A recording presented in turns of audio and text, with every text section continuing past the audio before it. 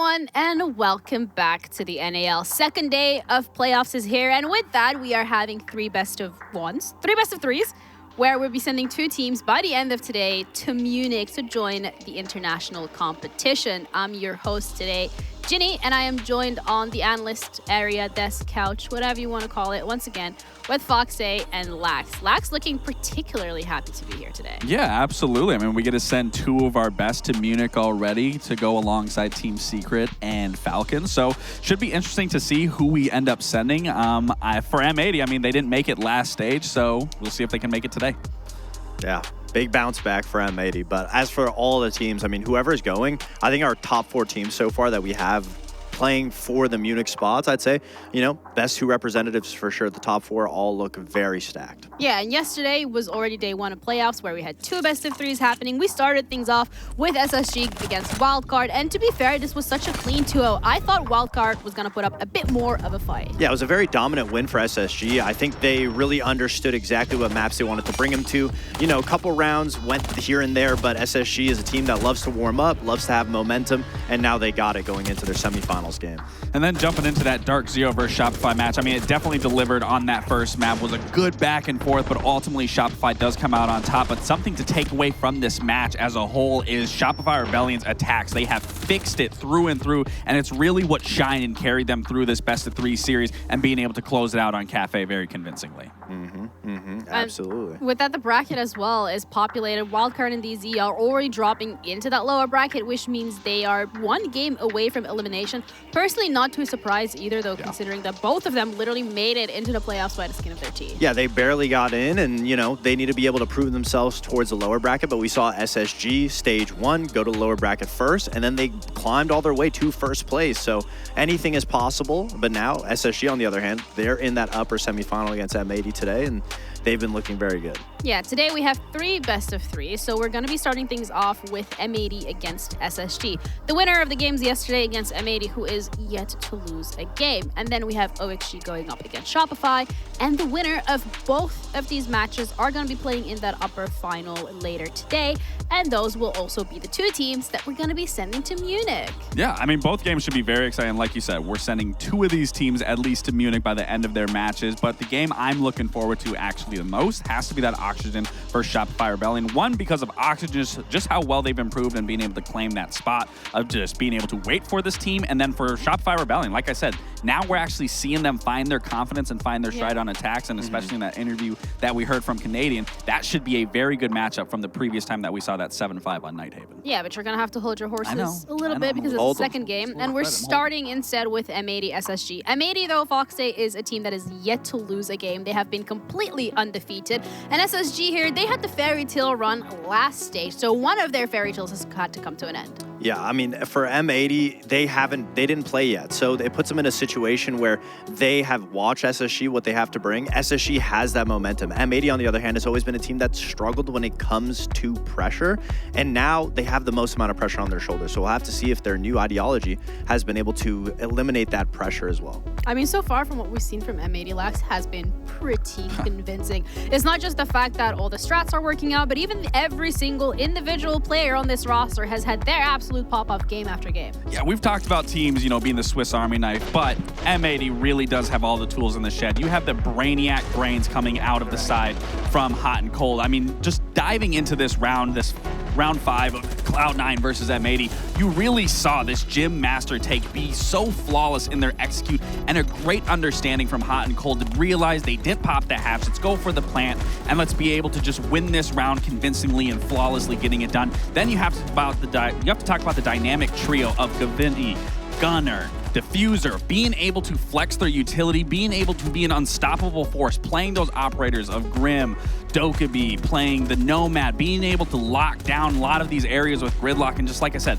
that versatility really does allow them to thrive in so many of these maps. And then you have to talk about that clutch master, the linchpin of Kino, being able to instill hope, momentum, round after round, being able to pull these clutches out of nowhere that realistically should have kept them out of these fights, but he did it time and time again. And again, when you're in these moments, these intense moments of every round being that much more important, and Kino time and time again continuing to deliver, being that pillar, only just goes to show how well this team is playing. Then you have to look, they're all within the top 5 within the league. Then you look at their #1 rated, they're first in attack, first in defense, first in plans, first in KD, and first in entry conversion. This roster is doing it all, and it's a reason why they are flawless this stage. And for me to believe that they can make it to Munich and almost replicate that exact same Manchester major run that they did once they won that event. I mean, they have all the pieces of the puzzle to do it, and we've seen them struggle throughout stage 1. They didn't make EWC, transitioning to be a more utility-based team.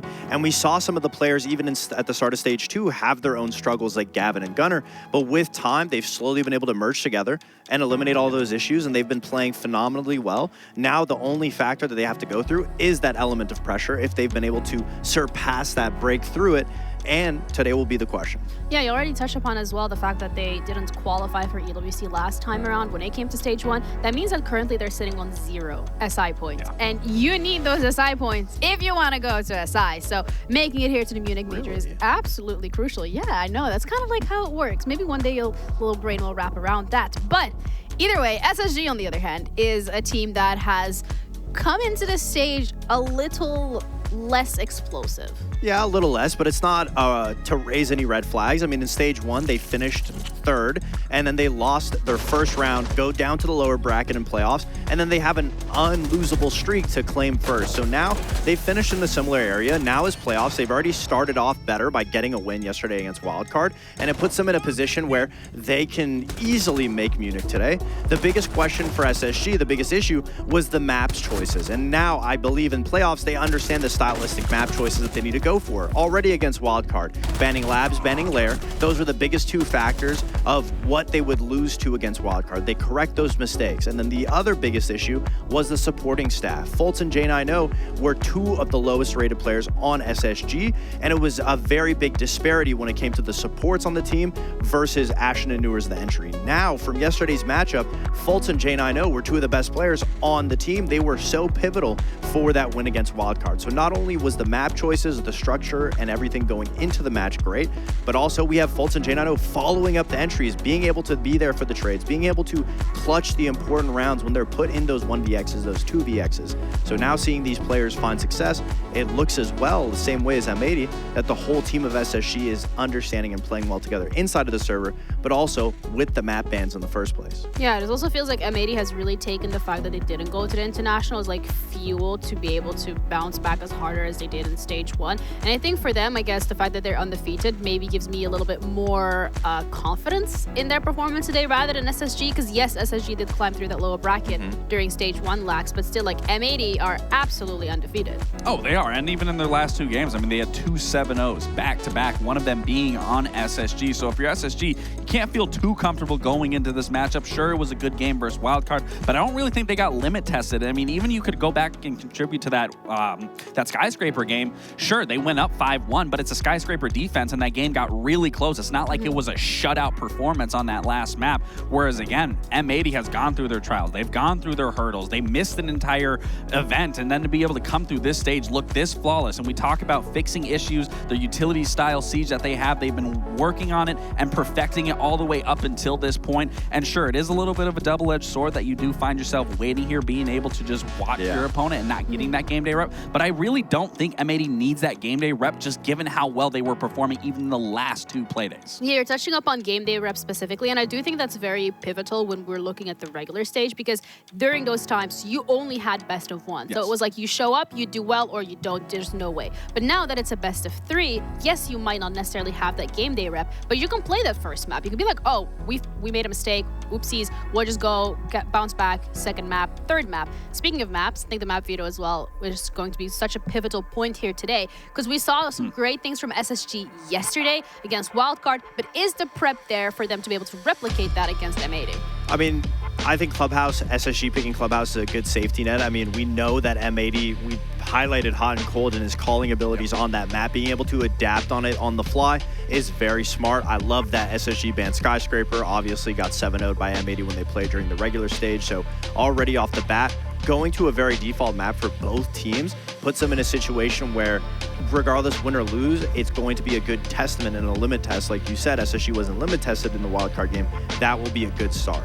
The Consulate is actually an interesting one for me. I mean, we haven't seen M80 play it since the last time they played SSG and did beat them. And if you remember that match, that was really a good close, back and forth, very good at adapting. But what made M80 come through there was being able to dial it back, being able to let SSG make that first move and make that first mistake and capitalize off of it. And then further Consulate, you know, SSG's the last time they played it was at Oxygen, I believe, in EWC, knocking them out. So again, comfortable map for both these teams, but I do think these first two maps do favor M80 very well. And then it ends on that Nighthaven Labs where, again, SSG, I mean, they do a very good job at trying to, you know, move pieces of the puzzle around, especially on their attacks. But M80 is such a force to be reckoned with on their defensive half. So it's going to be a very strong, it needs to be a very strong performance on any attacking side for SSG, given how strong the players are on their defensive end on M80. Yeah, from what we've seen, though, from SSG, I do feel like their attacking side has gotten better and they've improved on that side of things. But the question then remains, is it good enough to go up against a team like M80 who necessarily hasn't, like, tasted defeat at all? I think it's absolutely very doable for SSG. Clubhouse is a good default map. So at the end of the day, whoever's going to be the better team on the day will win Clubhouse. So that's a very good default to start it out, see how everyone's going to be playing out. Consulate, on the other hand, both of these teams, you're right, they haven't played it in a while. And the last time they did, we saw a different version of M80. They were slower paced, they were going for executes. So if M80 plays the same way, SSG will be ready for it. So that'll be on M80's shoulders. As for Labs, that can be another stylistic matchup where SSG would not play it against a team like Wildcard, but play it against a very hyper-aggressive team. And the last time that M80 played Labs, I wouldn't necessarily say I was too confident in the way they played. 2 to 3 of those rounds were clutched up by Kino having to go out of his way to essentially win the rounds for his team. So it's very doable for SSG to top them on. I'd also kind of like to touch upon the fact that when we're looking at both of these rosters, they now have every single one of their players in the same vicinity. We were seeing earlier this stage, Laxfoltz wasn't even with the rest of the team. He was staying at his own place, but now they're all here. That should as well be a bit of a morale and a confidence boost for both of them going into the games. Absolutely. Being able to fist bump your teammates, being able to not only fist bump, but look at your players' screens and look what they're seeing and being able to just feed your own information to yourself in a lot of these rounds. It's definitely crucial. But as you're talking about, just for the camaraderie, just for the vibes, it is important to have everyone together. It treats it like a LAN almost experience. But that doesn't take away, especially from this first game where I'm looking at it. Sure, we've talked about Clubhouse being a very default map, just on your fundamentals, making the least amount of mistakes. But when it comes to these two teams in particular, I think it's momentum based. I think it's about being in the right mentality and being able to carry that momentum from one round to the next while also doing the basics, being able to play into your fundamentals, playing your trades, playing, you know, retakes, whatever that looks like. But for both these teams, like I said, I think it comes more down to a mental state and being able to just carry momentum from round to round and try to really control that tempo and not let the other team take a hold of it. I think we're going to see a 2-0 regardless of how it goes. I agree. I think whichever team wins the first map is just going to have that momentum and steamroll through map 2. Who do you think is most likely then to win that first map? Honestly, I predicted M80 to win the series, but I think I'm going to switch to SSG. I think it's first switch. Yeah, I think I'm going to switch. I feel like M80 is very adapt heavy on Clubhouse. SSG did a really good job against Wildcard, and they're a very sporadic team, so you really don't know what you're going to get when it comes to SSG. Both teams are very similar, but I really do think the pressure and the fact that M80 hasn't played yesterday, they're coming in cold. In my opinion, SSG has that momentum of the first match. I believe SSG could win.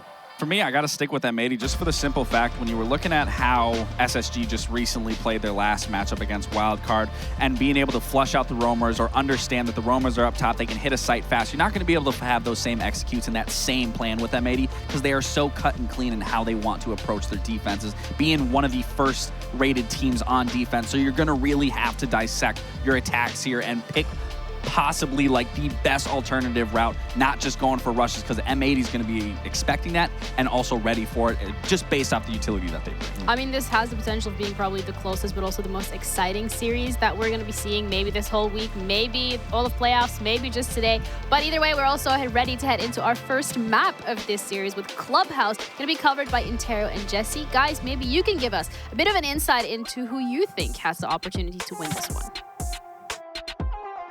Oh, thank you very much. What's on the line here, Jesse, is a spot of the Munich Major. We're finally going to get to see North American teams qualifying for the major in about a month's time. And it's very exciting. M80 has looked like an incredibly dominant team, almost harkening back to the run that when they were known as Beast Coast, 4 of these 5 players went on, and then there was something magical in another M-titled major, the Manchester Major. But hold on a second here, because M80 has not punched their ticket just yet, and Spacestation seems to be getting hot at just the right time, similar to what we saw in Stage 1.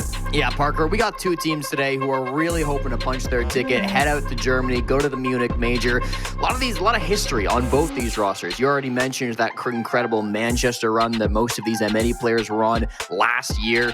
Spacestation as well, though. I mean, they have been at every event over the last 2 years. They currently hold the record for the longest active S-tier event streak at 8, tied with both Dark Zero and FaZe Clan. So they've grown accustomed to going to these events over the years, and they're hoping to add a 9th to their tally and take the record back and at least keep it for a short time over DZ and FaZe. It's not going to be easy, though. As you mentioned, to do that, they're going to have to beat M80, who have been undefeated all stage long. 8-0, 9-0 even through the group stage, and then haven't played a playoff game just yet. We got the CSSG in action yesterday. I would say got a pretty predictable win over Wildcard, an expected result there. A couple of good rounds from Wildcard for sure, but SSG showed up as a stronger team. Not a huge surprise that they walked away with that victory. Then they tweeted right after that game that they are suffering from success, playing M80 now in their qualifying game to the major.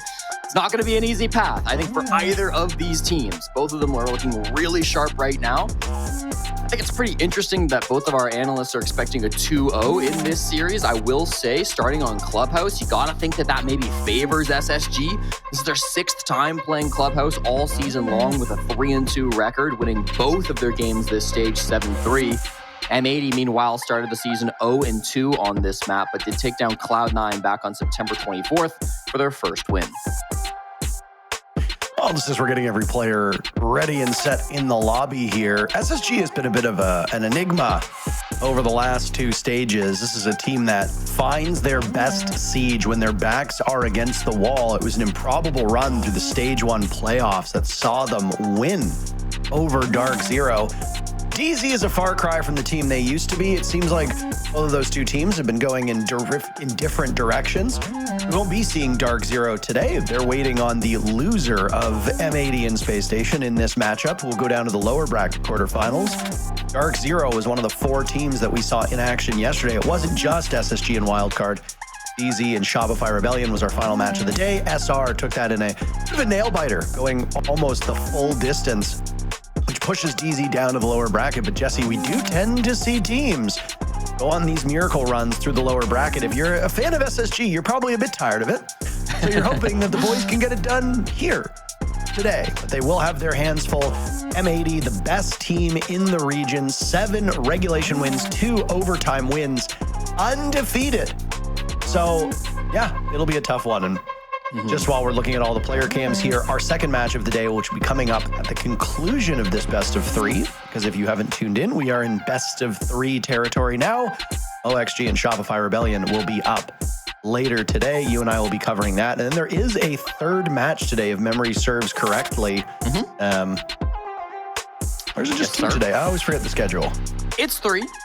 It's 3 games, and the last game will be the winner bracket finals, which will have the winners of both series playing for the 2nd time today. It's not that big of a deal because they will have both already qualified to the major, but there's still a lot on the line in terms of prize pool and especially SI points. Getting 1st or 2nd provides a lot more 6 invitational points than 3rd or 4th. It's 50 points flat if you get top 4, and then once you get top 2, it jumps to 150, 300 SI points if you finish 1st overall. So that'll kind of be what's on the line for the final game, but I definitely think these first 2 matches, Parker, will be the key ones to watch, as they will be deciding who represents North America on the biggest stage. Yesterday's match, Newers, as we have come to expect, was the standout performer, though it took him some time to get going on that first map. Ended up finishing 12-4. Fultz was sensational on the 2nd map. It pulled his numbers up, but Fultz is a big game player. You know, we like to keep tabs on what the community is saying, and you spend some time reading through the game threads that we saw yesterday, and there was a lot of commentary about the former world champion here who's on your screen. Foltz plays probably one of the toughest roles in the game, a hard support player who can sometimes flex onto that flex support, so not dedicated support, but he's going to be dying more often than he's getting kills. That stands to reason. And his numbers for this stage completely back it up. Foltz enters the day in dead last on the team in terms of numbers, a little bit behind J90, who also plays that flex support style of role.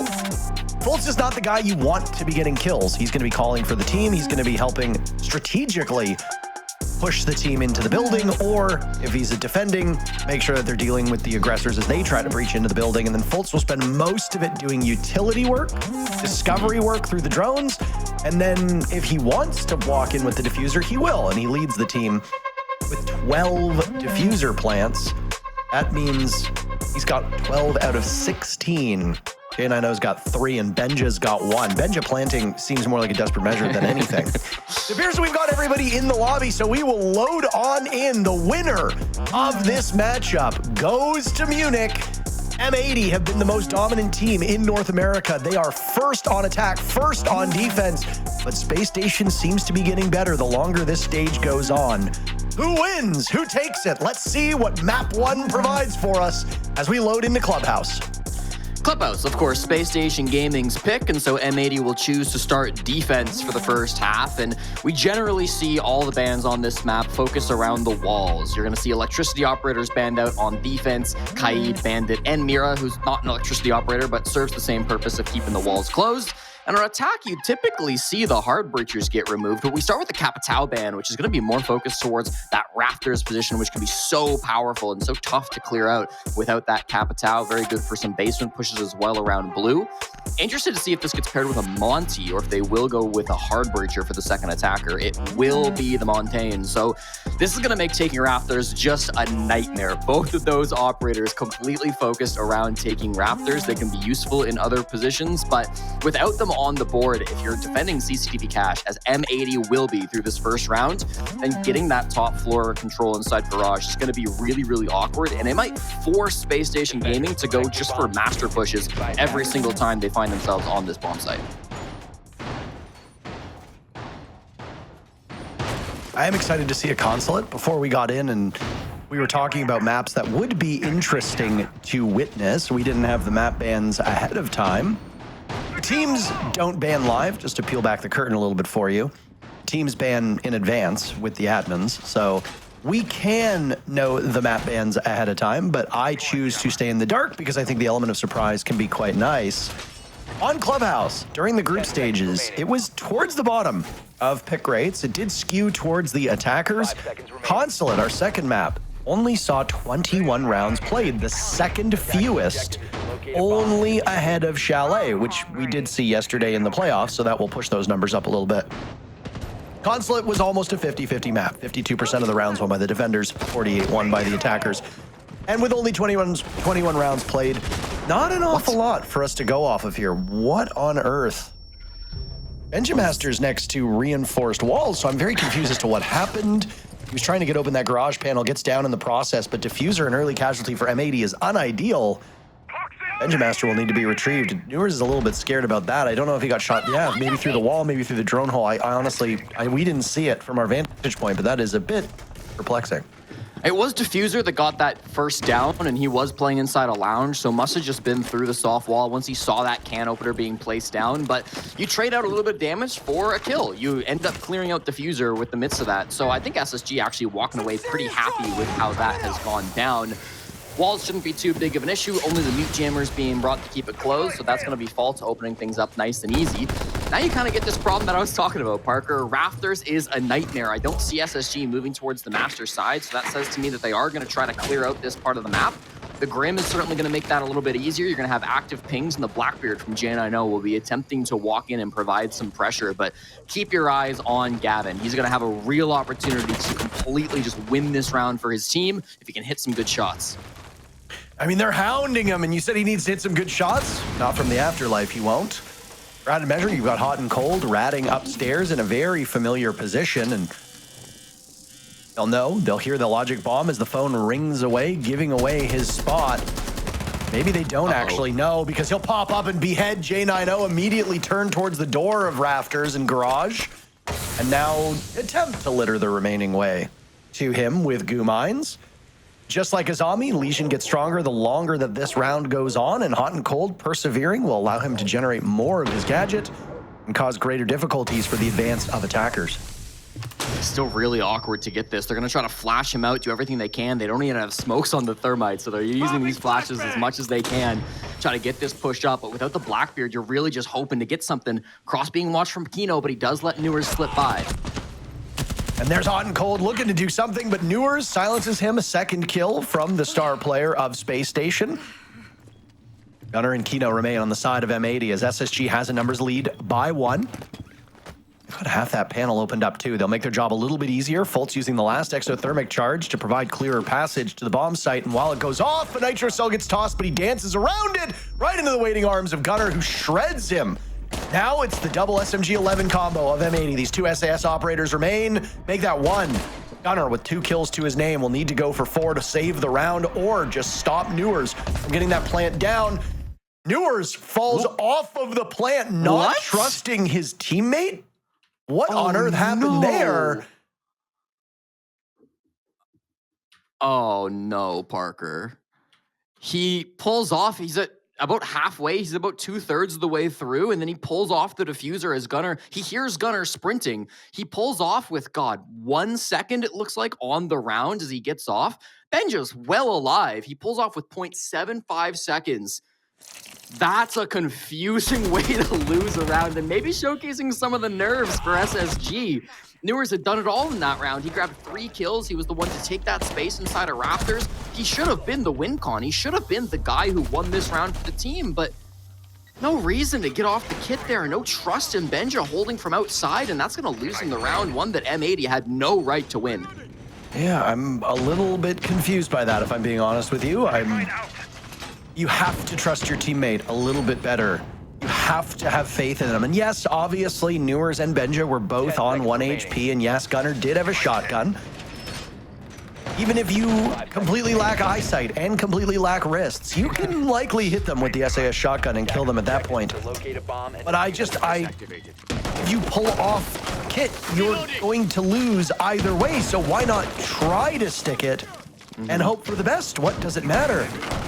Yeah, a bit of a suspect decision-making from Newers, who thought maybe he had enough time. As we saw from the replay, he attempted to get right back on the kit, but at that point, it was too little too late. 40 seconds now into action, and we see something a bit unorthodox here, Jesse. Kino playing the Bandit shotgun. Yeah, gonna see what he can do with some of those close range angles. Again, Bandit left unbanned in favor of the Mira. I know some people were we're talking about the Mira bans a little bit yesterday, and generally you ban Kaid first on this map, and then you always have a choice. Do you want to ban Bandit? Do you want to ban Mira? Both operators can make opening the wall really awkward by putting a Mira on maybe the CC wall or maybe the Jacuzzi wall. You can open yourself up to impact tricking, tossing nitros out, especially if the defense tries to start banning out operators like Habana and Ace. It can make it really tough to open walls. We have Habana and Ace open, so I think it would have been fine for SSG, but just feeling like they are confident in clearing out Bandit batteries, which of course you can grab from down below. That'll be Benja's job this round. He's got pings from his teammates, and, well, he's got the Bandit dead too, so no worries about a tricks. Clears those up, and things are well underway for SSG. That's 2 rounds in a row now that SSG's been getting the leadoff pick. M80 almost had it by downing Benja in the previous round, but they were not able to secure him. Gunner will fall too, so M80 losing 2 pieces quite early on. 90 seconds into the round means 90 seconds left to go. Finally, M80 gets on the board. They answer back. Ashen had sustained some serious damage in that brawl with Kino earlier. He's finished off by Hot and Cold, but Benja gets his revenge on Diffuser, who'd done some damage to him in the previous round. Newers is on the ground, and there's Gavin popping up, almost finding a second. Hotton with the triple. M80 are just so efficient at these trades, and through this mid-round, SSG got welcomed into what appears to be a trap. Benja now in a 1v2. Oh, how this round has turned. SSG looked like they were going to walk their way to the finish line, but they have tripped, and M80 is there to surpass them. defense holding the defuse kit too, so Benja has to re-clear where his teammates all just fell. Goes up inside a garage and tries to push this now. They have backed off to the bomb site. It's actually a really nice read from M80, aware of where Benja is headed, likely assisted by those Valk cams. Looks like there's one in garage which caught Benja's rotation, so really good comms coming through from the dead players as well. No info for Benja on the other hand. He's got to flash every angle because he doesn't know where they could be. We'll finally grab Kit, but 20 seconds, this looks tough. I mean, you got 2 world champions on the side of SSG. People sleep on Benja's abilities. He'll take the fight to the Azami, but Gavin wins that one. Just playing ring around the Rosie, tucked behind his own Kiba barrier, and M80 survives that round. They go up 2-0. SSG committing some errors that are uncharacteristic of what we've seen from the last couple weeks. This looks a little bit more like early stage SSG. Not to read into it too much, but I mean, the frustration on the face of Ashen through 2 rounds really does tell a story. Callout's going to slap the timeout button, and SSG will discuss what is going on. There's some trouble in the waters here. I don't know. Yeah. I mean, it just seems like coordination right now is not the forte of SSG. Whether it was an improper call earlier with Newers and Benja in round 1, whether it was an improper call as to where Hot and Cold was through the midpoint of that second round, I'm not sure what's really running afoul of this SSG squad. Well, Parker, I'll tell you, these last 2 rounds that SSG have lost have got to be really frustrating rounds to lose. I mean, both of them, SSG were in the advantage state. They won the early game. They had everything they needed to execute their game plan successfully. But the first time, it's a weird little mistake from Newers, something that shouldn't be happening again. It's not that big of a deal. And the second time, yeah, maybe you get a little caught off guard by Hot and Cold pushing up through construction. You somewhat miss Gavin, who's just playing at the top of those red. There's a really heavy commitment for that side of the, you know, was there. Then you had Gunner, who was inside of Cash, and then Houghton was inside of construction. So they maybe just thought, hey, that's 3 players extended over to the east. We know that there's 3 here. There's usually 2 back on site, but I think just missing the Azami top red stairs was a big problem for them. So little things from SSG. It's important to note they started off 0-2 down to wildcard yesterday as well, and we all know how that game finished. So never count out SSG, even if they're not playing top of their game at the start of a series, and I think that's very fair to say about them so far today. Doesn't mean they won't bounce back. It's the exact same timeout as well from Callout, who called it after going down 0-2 to wildcard yesterday and did complete that comeback. I think map 1 was a 7-3 victory, if I'm remembering correctly, Parker. So SSG, they can be very good on a bounce back. You are correct. Clubhouse was 7-3, and Wildcard did start off with a 2-round lead, just as M80 is doing here. Wildcard was starting on defense. M80 have started on defense. Bomb sites, both upstairs. Same with Wildcard. So things are exactly the same as the predicament SSG found themselves in yesterday. Now, while Wildcard were only able to muster a single round after jumping out to a 2-0 lead versus SSG, I don't think M80 is a team that will only win a single round. M80 has been really efficient in their matches so far. They've only played 95 rounds through their 9 group stage matches. That's averaging just a little over 10 rounds a match. That's a 7-3 scoreline in most of their games. That is incredibly efficient. M80's already 2 rounds on the way there, and it doesn't matter whose map it is. They're a tremendous team that needs to be feared at all times. Despite the scoreline, though, this is the 3rd round in a row that they have given up first blood. Spacestation have excelled in the opening moments of rounds. They will continue to do so. Hot and Cold, who was the hero of the previous round, is in the ground. You'll remember the desk made quite a show of going over every single statistic where M80 are first. Entries was not one of them, but they've still been strong this season with 58% of the opening gunfights going M80's way. Even though they have this opening pick on SSG, they're not out of the clear just yet. Gunner is going to be a huge problem for them late into this round. He's just sitting top rafters at the moment. Can rotate back to site if he needs to, and it does seem like that's going to be what he investigates. With this logic bomb, SSG might have some kind of an idea, and Gunner certainly thinks he's been found out. I'm not convinced that's true. Okay, now he's fighting players. Absolutely, it is. They clean up Benjamaster, and Gunner has to rotate back to the site, feeling happy with the 4v4. I feel like rotate doesn't really do Scopos a service here. He'll find another immediately, swapping over this bottom floor bomb site. working out effectively for M80. They might have sacrificed Hot and Cold, the altar of success early, but Benja and Ashen are gone. Fultz and J90 having very slow starts, which on their roll, again, is understandable. 0 kills between the two of them. That leaves an awful lot on Newers, but this is the time when your supports start to get frags. 2 of your main gunners are done. You need Fultz, you need J90 to find some of these targets. It's a target-rich environment. There's still 4 left. As smoke and flames will hit, and oh my goodness, Fultz gets down. Gunner continues his reign of terror, killing everybody in his sight. Suddenly, it's all Jack, who's swatted away by Diffuser. No opportunity for SSG to get even close to thinking of an execute. Troubling signs. SSG used their timeout. They were hoping that maybe this was a rerun of yesterday, lose the first 2, pick up the pieces after that. Not the case. M80 screaming out to a 3-0 start, and that's a perfect site rotation. And perfect play coming out from Gunner as well in that round, of course, up on the scope host. Insane to me that he insta-rotates back to the basement and kills Ashen on the main stairs, swing on the church breach. I mean, ridiculous how quickly after he teleported, he got that first pick. 2 more swing in the breach as well. Looked really, really nice from Gunner. So I really enjoyed seeing that coming out from him. Ended up with a big 3K. That Scopo strategy on Clubhouse Basement has been popular. We didn't see it from Gunner in their last Clubhouse game against Cloud9 back on the 24th of September, but he did play it back in Stage 1. So we have seen Gunner go for a play like that in the past, but it's relatively rare. So maybe not something that was front of mind of SSG, as it didn't seem like they were aware of the Scopo's position until a good ways through that round, eventually once they called him out with the logic bomb inside of Rafters. So I really feel like SSG through this game have been playing quite well. I think their early game has been really good. You mentioned the opening picks, 3-0 for Spacestation so far, and even beyond that, the control they're getting in the early rounds, the objectives that they're securing, right? Taking Rafters control, clearing cache control. They're doing these relatively well, but then something happens in the mid-round, something happens that really throws them off guard, and it just feels like they haven't been able to recover these late rounds. This tech timeout may be a good chance for them to reset the mental a little bit, just get back out of their heads, because these first 3 rounds haven't looked like SSG.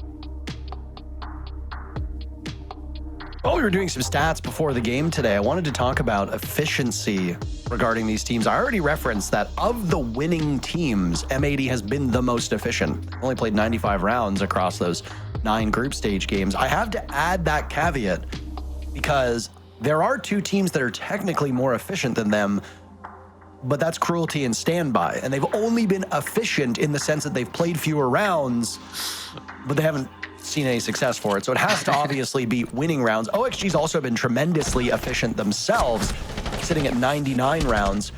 Prior to yesterday's match, SSG was quite efficient themselves.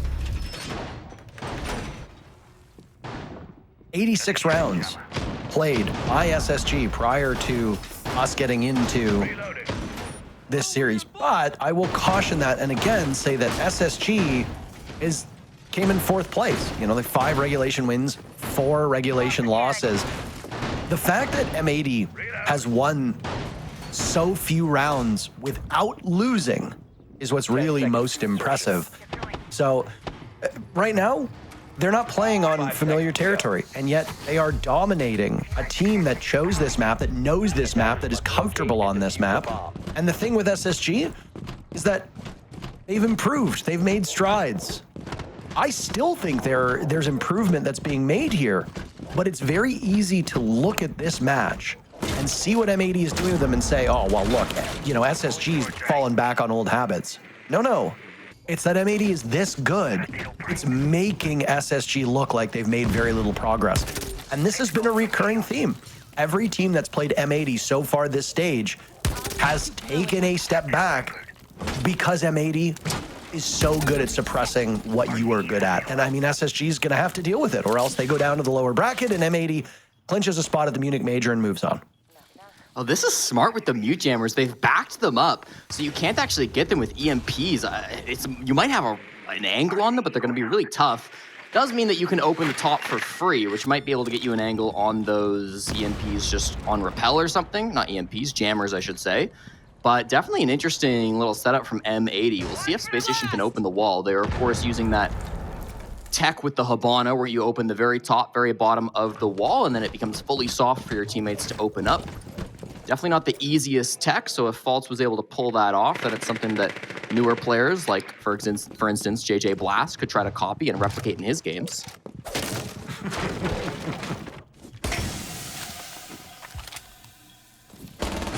Reloaded!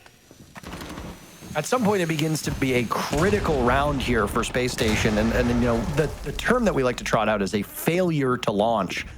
And at this present point in time, that's what SSG is experiencing. You know, right now, they've only got 8 kills through 4 rounds, averaging 2 kills a round. Really not good enough, but this is what M80 does. They are a suffocating team. They will hold you under, and SSG needs to figure out how to deal with that.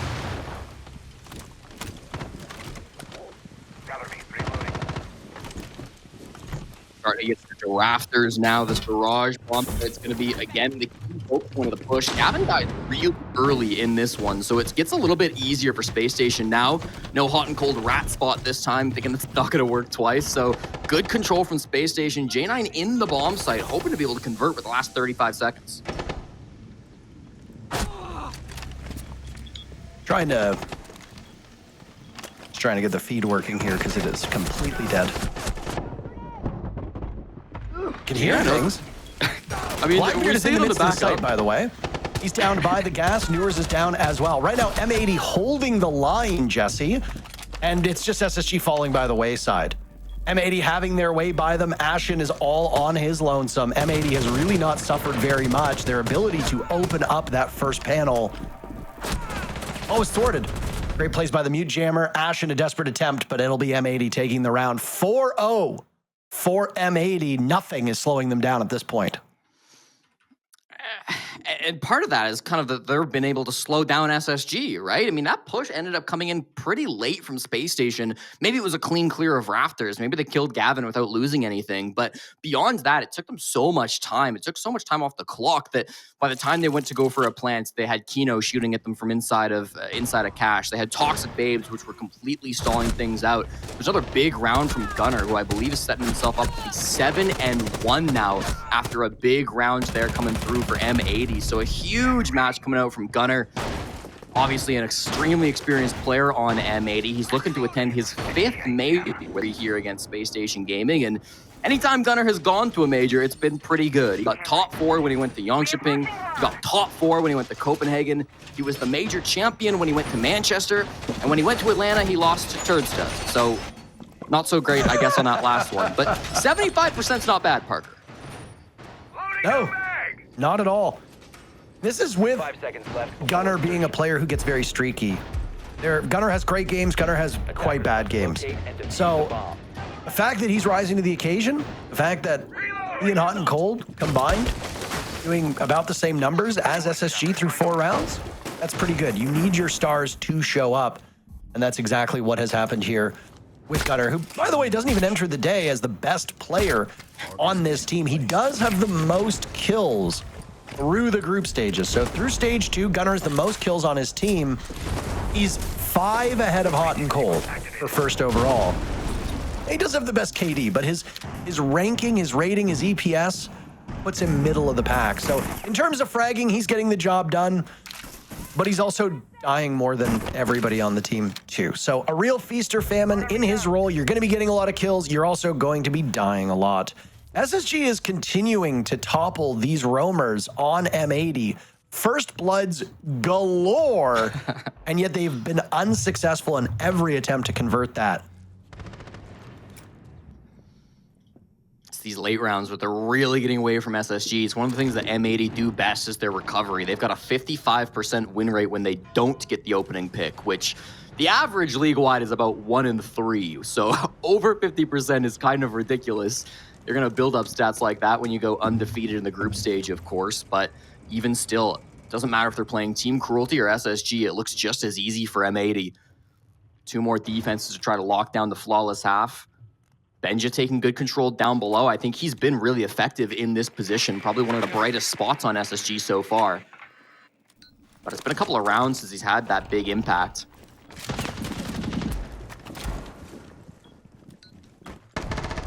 No bomb site being friendly to SSG at this point. They lose Ashen, but J90 trades it back immediately. So, okay, J90 is on the board. He and Fultz getting 4 kills through the last 2 rounds.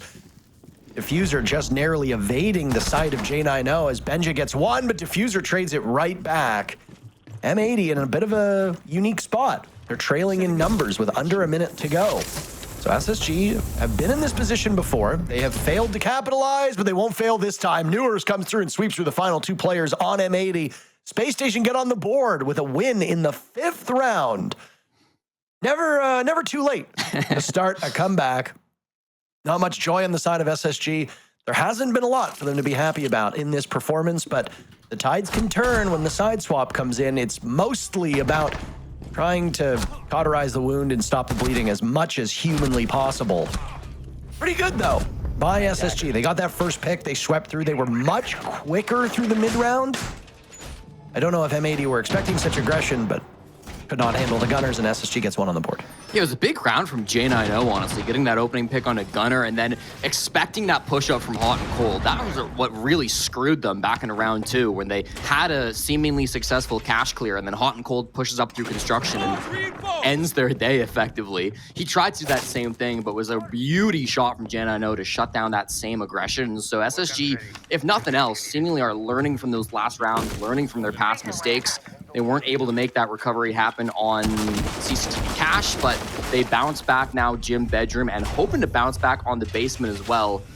Diffuser, this time going to pick up the Scopos, and Gunner will jump onto the Vigil. I gotta say, I have loved Gunner on Vigil all stage long. I'm not sure if he's Boss G. I would expect him to be there, but it's his most played defender through the stage, and he has a 91% win rate when M80 are on Vigil, or when he's on Vigil. Hot and Cold dies to Benjamaster. Guess what happens again? First blood being given on the side of Space Station. That is 6 consecutive first bloods drawn by SSG. M80 has not struck first in any of these rounds, but take a look at the scoreline. It has not mattered. When you can convert 4 rounds, potentially a 5th here, when you are battling from behind, that just goes to show how good of a team you are. Diffuser will immediately equalize numbers with 2 minutes and 10 seconds left. Down goes Benjamaster. Now it's Fultz under fire as he takes damage elsewhere. Diffuser on the run. Both of these teams coming to blows with 2 minutes still left on the clock.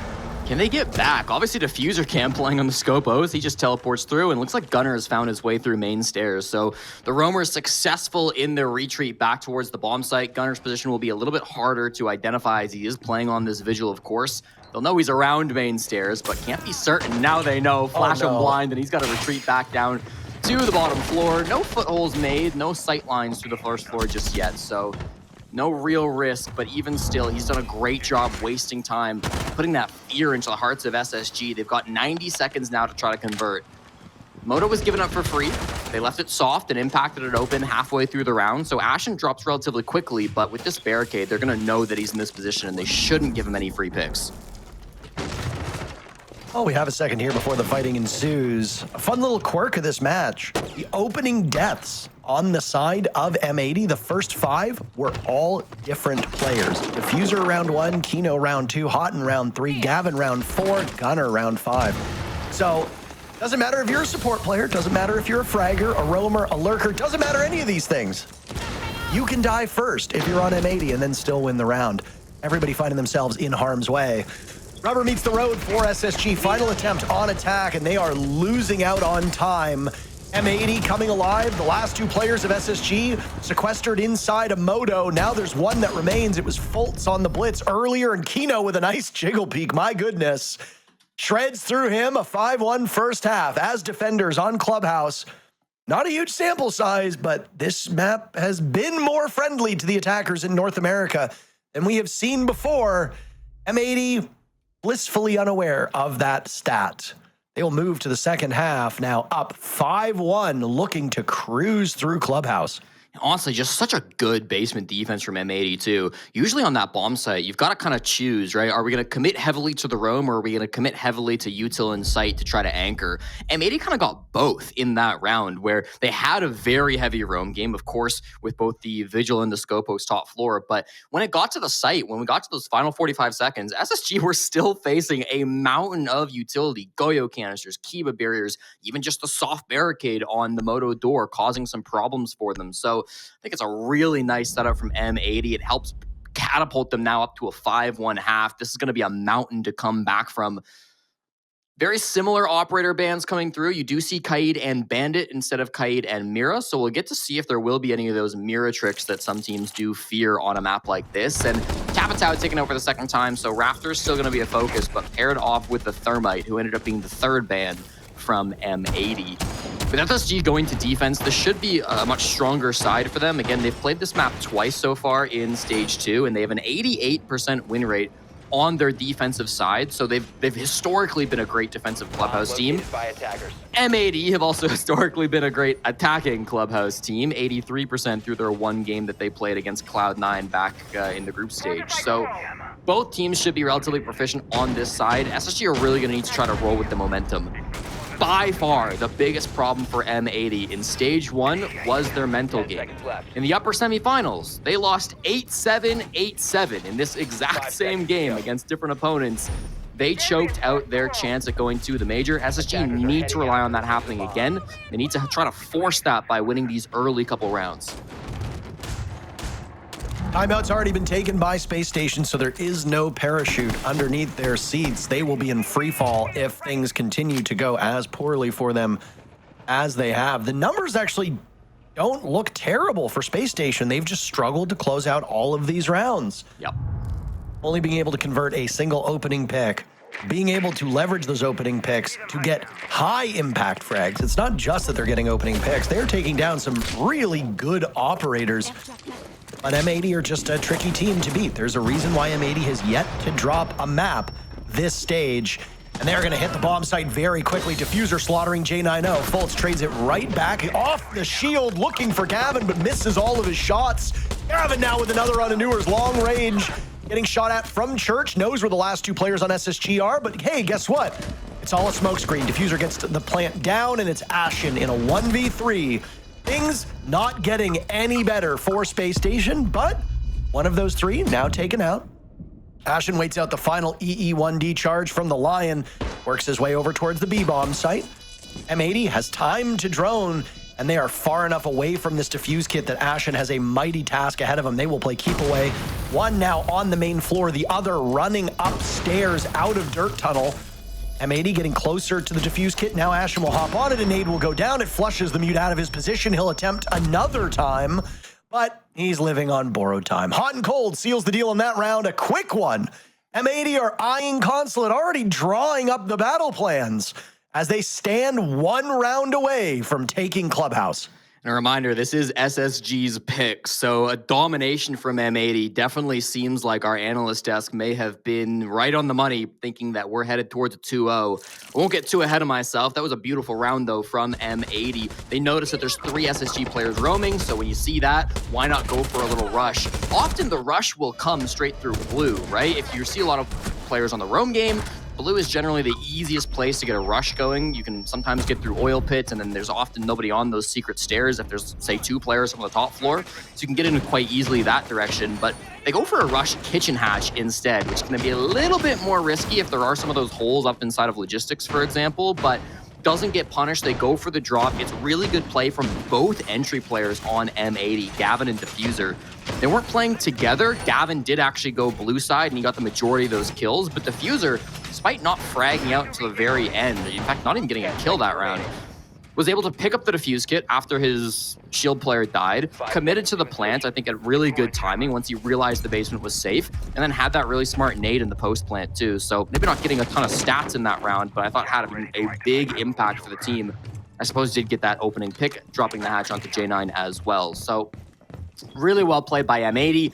6-1 now for SSG. I mean, you are living on a hope and a prayer. They will potentially, for the final time, choose to go to the top floor, Parker. We'll see what they can do up here. Consulate is one of two maps not seen by Space Station this stage, the other being Lair. So we don't really have much data as to how SSG will tackle this. They've banned it 4 times. It's been banned against them 6. So, I mean, it's a wash as to whether or not this is just a perma-ban on their side. As for Consulate, it gets banned against M80 an awful lot. Banned against them 7 times. They're a good team on it. They played it once so far this stage, and it was a victory over Dark Zero. So, what will happen? Well, Space Station on uncharted territory. When you get to this point in the playoffs, you are one of the top 4 teams. Yes, there are still 6 teams in the fight, but 2 of them are in the lower bracket. Wildcard and DZ, statistically, are below the remaining teams that are up top. You should be better than a single round. And again, the mid to late round has been so dominant by M80, it's really just papering over how good the opening rounds have been for SSG, at least on attack. The opening round for SSG was not particularly good in the previous round. It's the first time that M80 was able to get a first blood, and it was Diffuser barging through the bomb site, falling through the hatch in Kitchen. Now they're going to blind out these remaining defenders, Jesse, and oh my, there goes Hot and Cold. SSG looking for first blood for the 7th time in this map. Yeah, it's going to be a win con, too. I'm not sure if they realize that he has been down. They likely do. Ashen getting into a really tight corner now, expecting his Kiva to be blown open. He actually has an angle. Could find somebody as well. His Kiva's about to be exploded, so this will be the rat spot that he's trying to play in. It's not a commitment to the plant, though. Hot and Cold is actually rotated down onto the ground, and this is really just trying to support their pickup of him. They'll get it done, but they only have 45 seconds. Not a ton of map control. Down below, Benja does still lurk with the C4, so watch out for him late rounds. They need to make something happen with these Candelas. Hot and Cold was living on borrowed time.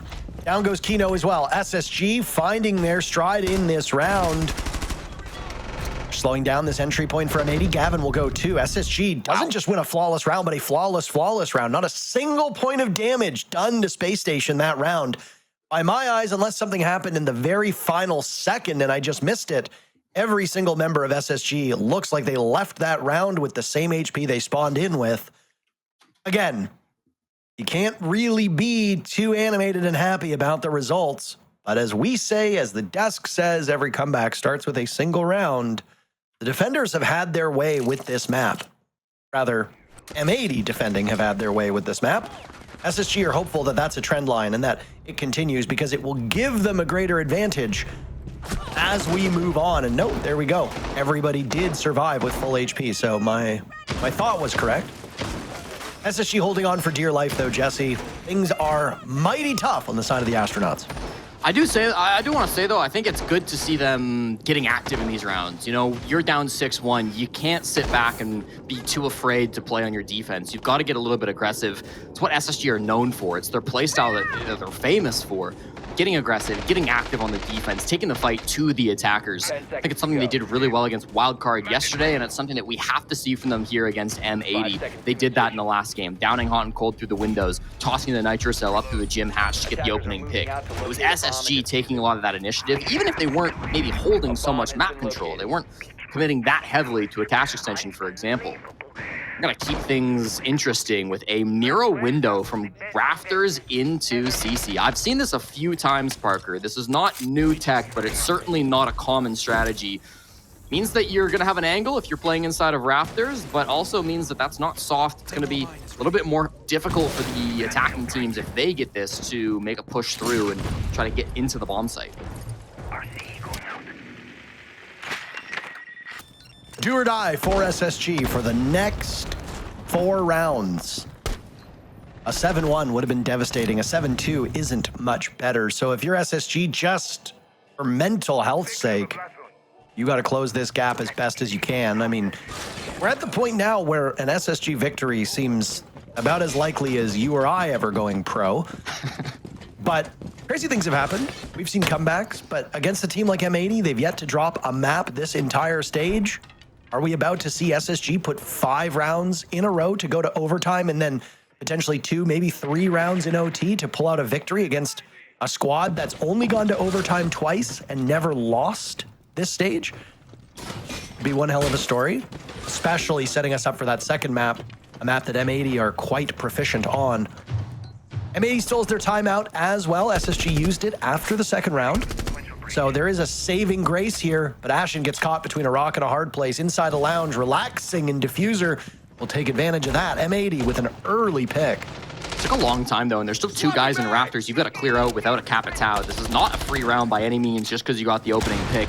M80 with this Monty will be doing their best to try to create space and open up a gap for somebody else to walk in and take the play, but Vault is also retaken Lounge, so there's a lot to deal with if you're M80. This is still very active from SSG. J90 needs double coverage now as he's flashed out on Rafters. He's got the Warden up there. The Wamai and the Warden both putting in some serious work, and Kino's trying to distract him. A beautiful opportunity for Diffuser to take up space in Lounge, but hold on, SSG finds 3 kills just like that. Diffuser out of nowhere on 10 frags. Kino on a single point of HP, finished off by Benjamaster, and there we go. SSG allows them to walk right in, and it's the mid-round for the defenders yet again. So a pattern we're witnessing, Jesse. You can get that first pick and establish a foothold, but then you immediately begin the slide downwards. It happened to SSG when they were attacking, and now it's happened to M80 2 rounds in a row. How do you fix that? That's the question. You've got to get a handle on this aggression. We didn't quite catch it on the Observer, but Newers went for a run out the main breach. He was playing just inside of CC. He said, screw it. My teammates are struggling a little bit inside a garage. We've got one down inside a lounge. Let me go for the play. He runs out the main breach. He kills Gavin, who of course was playing on that ace, trying to use that Overwatch to help his teammates, and also kills Hot and Cold. 2 absolutely critical kills to come through from Newers in the midst of that round that really turned the tides. Felt like we saw M80 taking some good space. It was a difficult round for them to capture, as I mentioned. Still a lot of pressure in Rafters, but I think if they had been left alone, if SSG didn't get active like that, M80 probably could have solved that puzzle. They probably could have gotten their problem solving underway and made it happen, but SSG just didn't allow that. They didn't give M80 that space. And this is what I'm saying. We need to continue to see this aggression from Spacestation. We need to continue to see them do what they do best. They're starting to mount this comeback, and I think it's still a long ways off. They're down 6-3, but they are on the road there. Both times that SSG have played this map, this stage, they won it 7-3. Losing 7-3 against M80 would be not what they're hoping for, but maybe a little poetic. Attackers are moving out to locate a bomb and defuse it. 2 rounds now in a row for a team that has improved as the stage has gone on, is now improving as the match has gone on. Got off to a slow start on Clubhouse, this very map yesterday against Wildcard, but that was only 2 rounds before SSG answered back with 4 of their own. That streak of 7 rounds broken up by 1 victory for Wildcard in round number 7, but beyond that, it was Spacestation very firmly in the driver's seat. They have been the passenger here against this M80 team. Opening kills, by the way, still very much skewing in favor of this SSG squad. Only 2 opening kills that have been done by M80, but it hasn't really mattered. Whoever dies first, conversion rate's been very poor. Only 3 successful first blood conversions through 9 rounds. That's way below the standard that we usually see. The way these teams match up against each other, proving that the opening pick, not really quite as consequential. SSG are a little bit quicker to draw first blood in the first half. M80's, well, maybe a bit more practiced.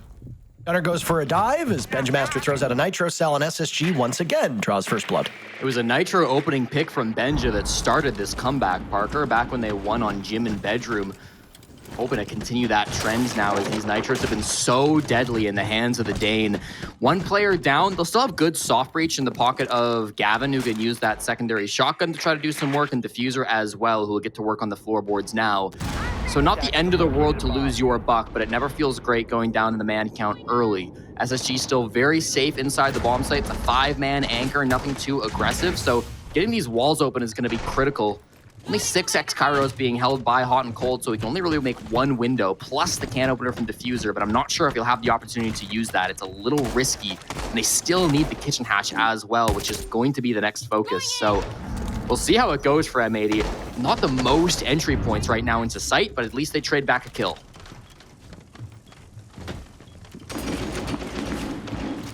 You know, it's fishing for something more here, Jesse, but Can't be too distracted. There's a job to be done. He was holding on to that diffuser. Finally, the kitchen hatch will get open, a much slower tempo than the last time this was attacked by M80. Kino finding some salvation over in what was once known as Pulse Spot, taking some damage through the walls, and he needs to reposition. Benjamaster reversing things. 2 kills for SSG. M80 will join with 2 of their own. Benjamaster now on double digits. He stands against Hot and Cold, who's pinned down at the bottom of main stairs. Benja doesn't want to flirt with danger too much, so he goes over towards Church. Diffuser the drop. He's got Newers pinned down. Newers playing around this, and he's just a bit too slow. They trade. It's going to be Houghton and Benja in a 1v1, running out of time. Benja doesn't know the diffuser is going down amidst the melee. The sound of that case concealed. Hot and Cold 7 kills. Benja the Dane. He's won a world championship. He's been here before. Hot and Cold, though, a major champ in his own right. Incredibly experienced. Houghton looking to seal the deal, but dropped by Benjamaster. 13 kills for Benja as he gets on the case. 3 rounds in a row from Space Station. They're about to blast off. I wonder if this will be a timeout called by M80. Benjamin Darelli stepped up to be the hero that SSG have been looking for, been waiting for in this game. He didn't really have the best start to the stage. If you remember, Parker, after the role swaps went down, after Newers joined the team, it really felt like Benja was struggling to find his place, no longer part of that core entry duo alongside Ashen. But in these last couple of weeks, and yesterday and today especially, I think he has really stepped up his game and is having a massive impact for SSG. Enters this game with a -10 KDR. He actually has the lowest average time alive in the entire North America League. He has frequently been dying this stage, and he's been frequently dying early. But what are we seeing now? Both yesterday and today, he's been in late round positions. He's been clutching up. He's been having huge moments to propel SSG through these games. They will indeed force attack timeout to come through from Fabi and try to get M80 off of this roller coaster. This is really starting to look like a game that is competitive. SSG bringing it back, and nightmares flashing back from M80 of stage 1 upper semifinals, where again, they choked out 2 8-7 losses to miss the first top 4 of the year. Oh boy, this is getting fun. It's about as close as we could have possibly expected. M80 looked to be running away with it, but it really just was victim of circumstances. SSG starting on now what we know is the harder side, which honestly stands to reason. You pick the map, your opponents are going to make you pay for that, and they're going to pick the preferred side. I didn't think a 5-1 was what was in the cards, though, and it wasn't even just that it was a 5-1. SSG fine in the beginning, but then it was just utter domination by the defenders from basically the 90-second mark onward. Now it's M80 grappling with a really troubling defense by Space Station, no matter the bomb site. They'll retreat upstairs to the gym and bedroom site. Yesterday, this was the first bomb site that was won by Wildcard, but then was a perfect site for SSG from that point onwards. SSG's only win on attack came here, but they won their first and only defense of this site, so yeah, they lost it in round 2, just as they did against Wildcard, but it's proving to be a bit of a fortress for them. They need to hang on, again, on the razor's edge. Every single round is a must-win for Space Station if they want to win this map, because M80 sits on map point and will do so until we get an OT. Back to gym and bedroom we go for Space Station. This was the round where we saw things go really slowly for the most part. Space Station didn't get too active early, nor did M80, but then in the last 45, 60 seconds, we saw some action. Bit of a different look, though. Fault's actually running up red stairs as we speak, was playing inside a lounge for a little bit, and they had the read on it on the side of M80, but haven't been able to lock down that kill. Still playing inside of Cash now is Fault's. He's got Benja somewhat with him inside of construction, but it's not a very heavy commitment to this Cash side. Hoping to see some drones, shoot them out, pop those Goyos, and then most importantly, get out alive. It seems like they've successfully done just that. SSG doing a really good job so far of wasting time without losing too much resources, losing of any of their HP or bodies. It's exactly how they played it the last time they were here, and it looks like they're going to repeat the exact same thing. M80 need to find some solution to this, whether it's working with the construction power that you're going to have or something else. They need to find some way to break this 5v5 execute. Halfway point of the round just eclipsed and no action yet. Construction being a big pressure point for SSG, and my, Ashen thought he saw ahead. He did, but impervious to damage behind that Blackbeard shield. Kino gets to survive. After Gunner started off 7-1, he's come back down to earth now. An 8-6 tally for him. Diffuser has picked up the torch and ran with it. On the side of SSG, Newers is finally getting his feet under him, as Benjamaster's been leading the way from a kills perspective. Again, Newers entered the day as the best player on this team statistically. Benjamaster actually a -10, which on his roll is less than ideal, but he's making up for it today. And hey, if you can down Kino like that, if your Fultz and the support start to get active, Ashen now as well with the run out. He claims 2. He's shut down by Gunner. Fultz finally gets it, and Kino bleeding out will need to be retrieved by Gunner, who smokes and is in a very vulnerable position. If you go negative in the group stages, that's fine, by the way. Oh my goodness. Fultz just puts together 2. Clutch Minister is a word that we have used many times. And a former player on SSG, Bosco, used to hold that title. Used to hold it because he doesn't play anymore at this level. Well, how about this? Could we give it to Fultz? Very few kills, but they're what matters the most. And within 1 of going to OT, SSG has clawed this back. We can give it to every player in SSG, honestly, Parker, with the way that this team seems to light up when the pressure gets the highest. Incredible round coming through from them. You talked about it. The captain Fultz rotates down through the main stairs, through the basement, up through secret stairs, and then gets that opening down through the soft garage wall to take out Kino, the Blackbeard of all players. And then it's not just one little bit of aggression, right? There's so many teams in Siege, in North America, in Tier 2, wherever, who can make good aggressive plays like that. But SSG don't just make one good aggressive play. They then have other players following it up and making similarly aggressive moves that complement each other. So maybe Fultz goes down to bottom garage to get that first down and draw all the attention of the attackers. But then what happens?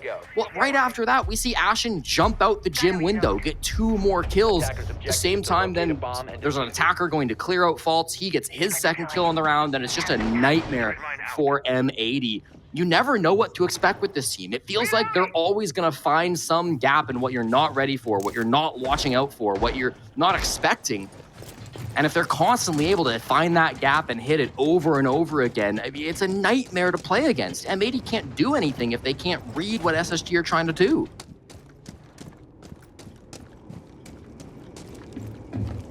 Defenders just having their day on this map.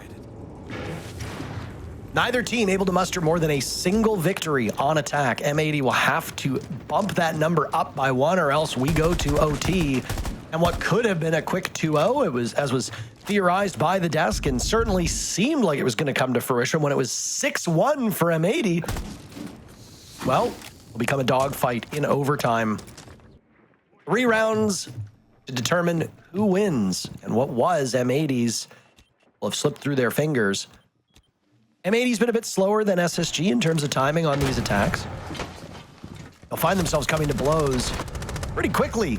SSG, oh no, bogged down inside of bedroom, and 2 of them fall. Ashen and Benjamaster, 2 of the anchor players. There goes J90. M80 has really not lost much. My. It was so close to a comeback. Newers in a 1v5. M80 about to take this. SSG had everything going for them, and they collapse at the final second. Newers will stare down 2 shields as he hears them barreling through construction towards the A-bomb site. His back against the wall, quite literally. And he gets 1 before being traded out. Not a flawless round for M80, but we'll give it to them anyway. They win the first round of the second half, and they win the last round of the second half. Some enthusiasm will be dashed, and momentum was given up. Hot and Cold did all that fragging in a pair of jeans? What a psychopath. 7-5 the scoreline, a lot closer than we had thought. M80 steal SSG's map away and go to their own pick. Up 2-0. We'll be back in a couple minutes.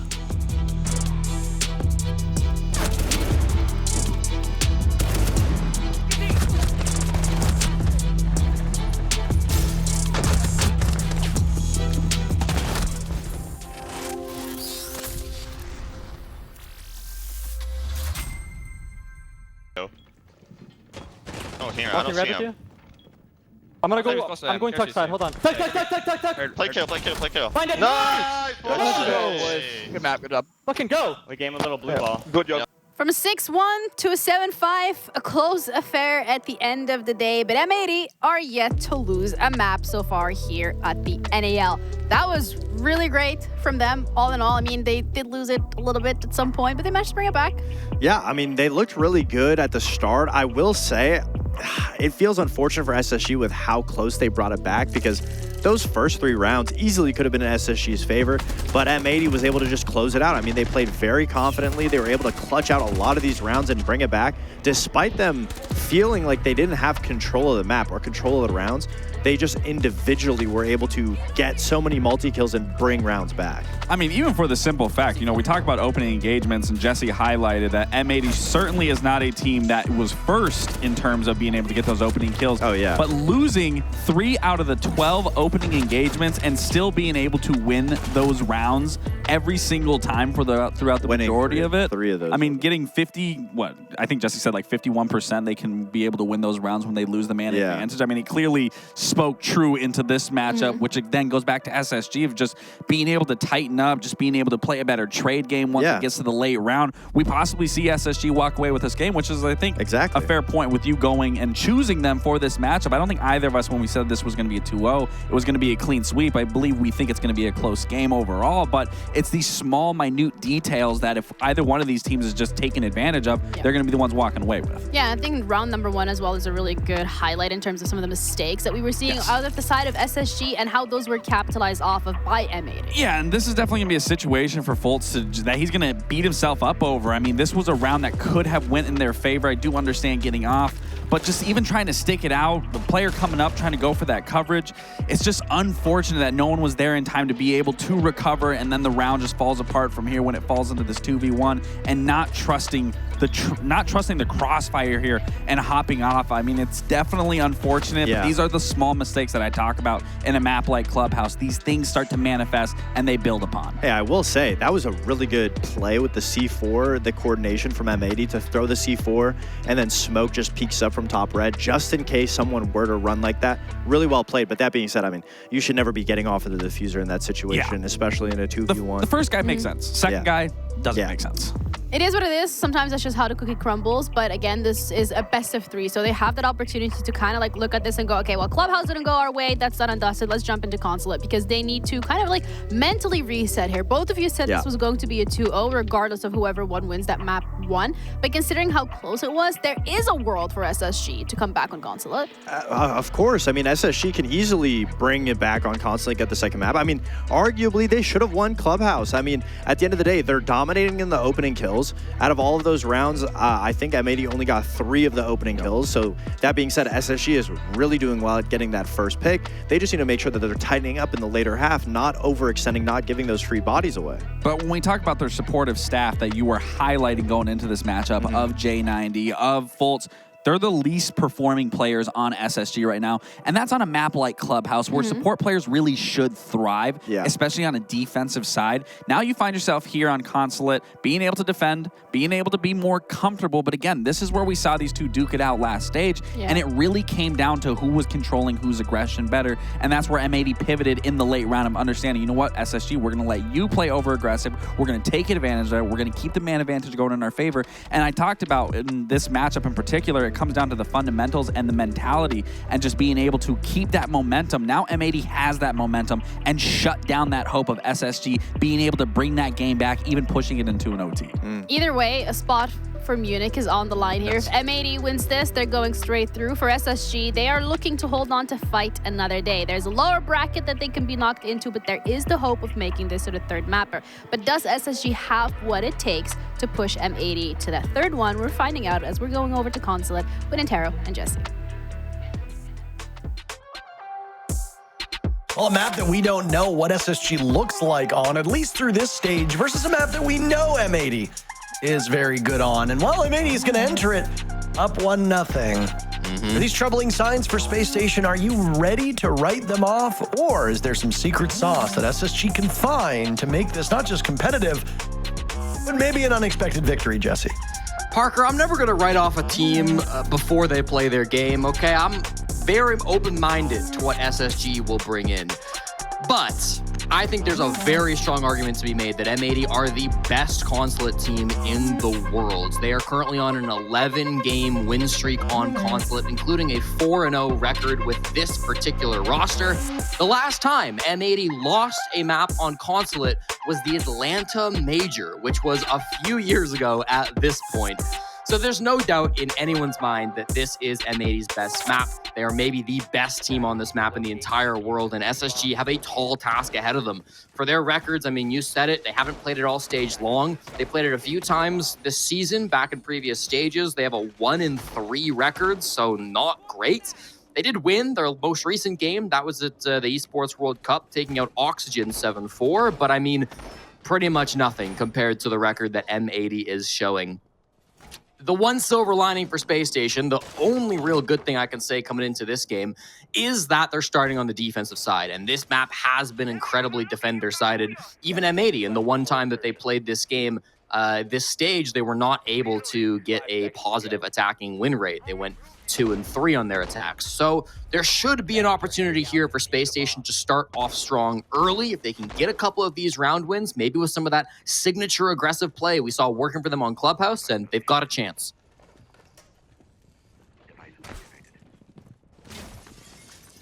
Could have been an early pick there from the two-brow of J90. SSG is a team that when they are feeling themselves, they love to go for spawn peaks. They love to knock their opponents off stride. But one thing I'm sure even the less experienced viewers have noticed is that they don't do it against the better teams. They tend to do this against the teams that are on either similar footing to them or are statistically a bit weaker.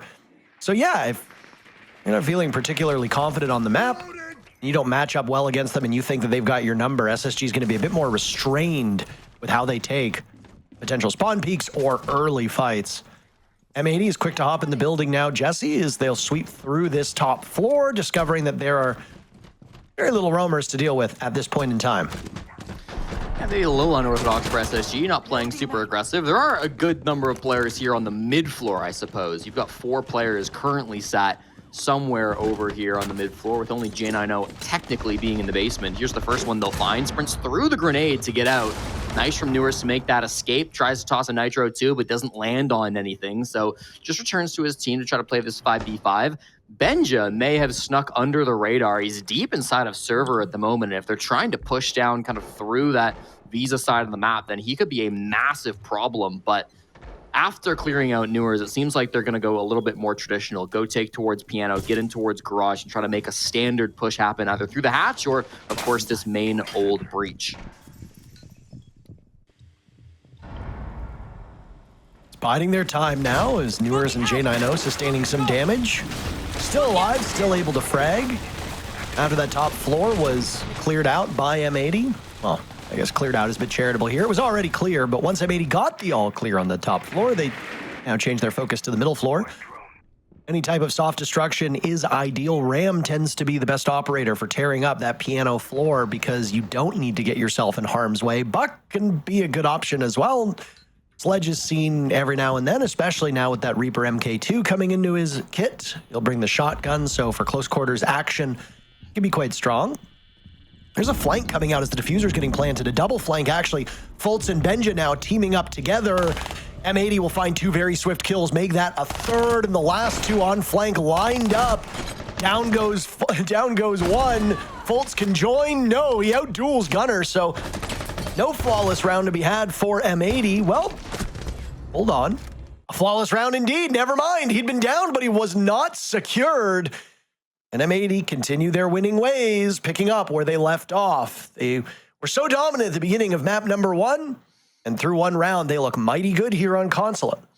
And frankly, a textbook attack coming through from M80. You take the top 2 floors, you don't lose anybody as you make that happen. You've got a ram to work the verticality, and then you just walk in through the main breach, get a plant down inside a garage.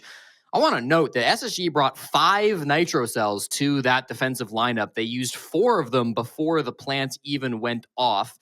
Okay, they used 3 before the plant went off. One was going on, one got tossed during the plant by Ashen, but it didn't land. And then the final one died in J90's pocket. So 5 nitros, 0 impact is tough to see, especially when you also commit a pulse to playing on that bomb site. You gotta hope it's one of those explosives can land for SSG, and when none of them did, you start to look at that op lineup and think, wow, we really don't have much util left to do much about this plant. Good start from M80, 1-0. Again, feeling confident on these attacks. I will reiterate that I think it's critical SSG start with some strong defensive rounds on this map. But very interestingly, through the first 2 rounds, they have not gone to what is generally thought of as the strongest site. They start basement, they now go piano, and they will leave top floor, I have to assume, for round 3. Always room for more. Reloading. Alibi is an operator we almost never see. I cannot even remember the last time that you and I casted her. And yet here she is. SSG's got a lot of intel operators, right? Pulse for the 2nd round in a row. You've got those pests that are going to be scattered about by Benjamaster's Mozzie that work for info denial because drones will not want to pass through doorways or areas where that pest is, lest they be taken over, or if one happens to find itself there, Benjamaster can then control the drone for the defenders. And also Alibi functions that similar way. The way that SSG was using this operator, those clones will sit in front of windows, and if you shoot through the windows, it gives you information. You hop through a drone, same thing. So lots of gadgetry for SSG. And I mean, if you're unfamiliar with the map, Jesse, it makes an awful lot of sense to have contingency plans here should you lose one strong intel op. Yeah, there's never going to be a situation on a map like Consulate where you are free to choose any op you want. You always want to get something out of your utility, but if you can't do that, get something out of the gun instead. Nice opening pick from Newers, putting that Alibi to work. MX Storm coming in big to clean up Diffuser, and now it's going to put M80 into a man disadvantaged state. It just gets worse. No information on fault bottom yellow. Gavin just walks into his demise, so the opening picks weren't doing M80 many favors back on Clubhouse, but you've got to imagine, Parker, a 2-man advantage at this point. It's going to be really tough for M80 to come back from. Now goes hot and cold. SSG's guns all finding their targets. Now it's Newers as well, finding his 2nd. SSG slowing down this M80 assault, and Ashen will get another 2 flawless rounds. Bit abnormal, though we did see that happen yesterday. M80 starts off with a flawless round in round 1. SSG does the same here in round 2, and already looking a bit more confident, even if it is a map that they're not the most experienced on. A couple of solo plays I felt like there from M80. You know, they were going for that top floor clear. It's the opening death from Diffuser top spiral where Newers managed to clean him up right there. I guess they are together, as we can see there in the replay, but unfortunately not able to get the trade, even if the positioning is good on the side of M80. Ashen some brilliant shots to clean us up, and then, yeah, maybe a little bit of misinformation on False's position down in the basement. So good to see SSG bouncing back. M80 a bit uncharacteristic on their push, not being able to get at least a couple of trades in that round. But, you know, Newers has heard us talk about how nobody plays Alibi. So he goes, okay, fair enough. That's true. Let me go play an operator that is even less common than Alibi so far in the NAL. And we'll jump on the Cav. Back-to-back rounds, bringing some very rare and very aggressive defending ops. 5 seconds left. If your goal here is to knock them off stride, I mean, you're doing a pretty good job. Unorthodox and niche operators are certainly available for your disposal.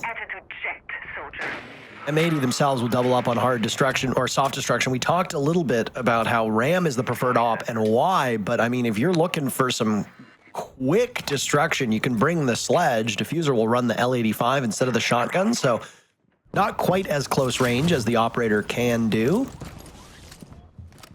I assume he still has the side machine pistol of the Reaper in pocket. It's the 3rd round in a row now that we've seen a pulse on the board for Space Station. It was instrumental in gaining intel in both rounds. They just were a little bit too slow using it in round number 1. If you recall, Benja and Fultz both retook the top floor, well, the middle floor above the bomb site, using the Pulse's heartbeat sensor. 2 nitro cells for the trouble. Gavin is double dead. I don't think that's the way it works, Jesse, but I mean, there's no putting him back together.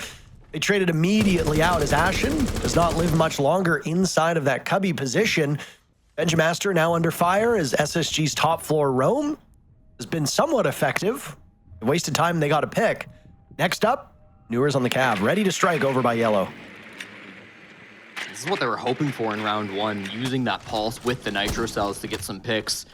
Trading out Ashen is totally fine. You expected him to die at some point, and he was doing a good job gaining you information through the early round with that captured drone that he had. But as Newer's looking for more. I mean, as the Cav, there's not a whole lot else that you can do with this operator other than flank, so let's see how it goes. Shoots a drone, but he's found his target. Parker, that'll be the interrogation. Diffuser gives up his teammates. Oh my.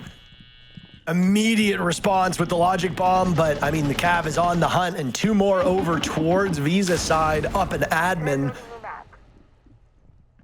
Newers will track them down. That's the last of the logic bombs. Premonition is all you've really got at this point. No drones can save you, no gadgetry can save you. Newers could have another lined up.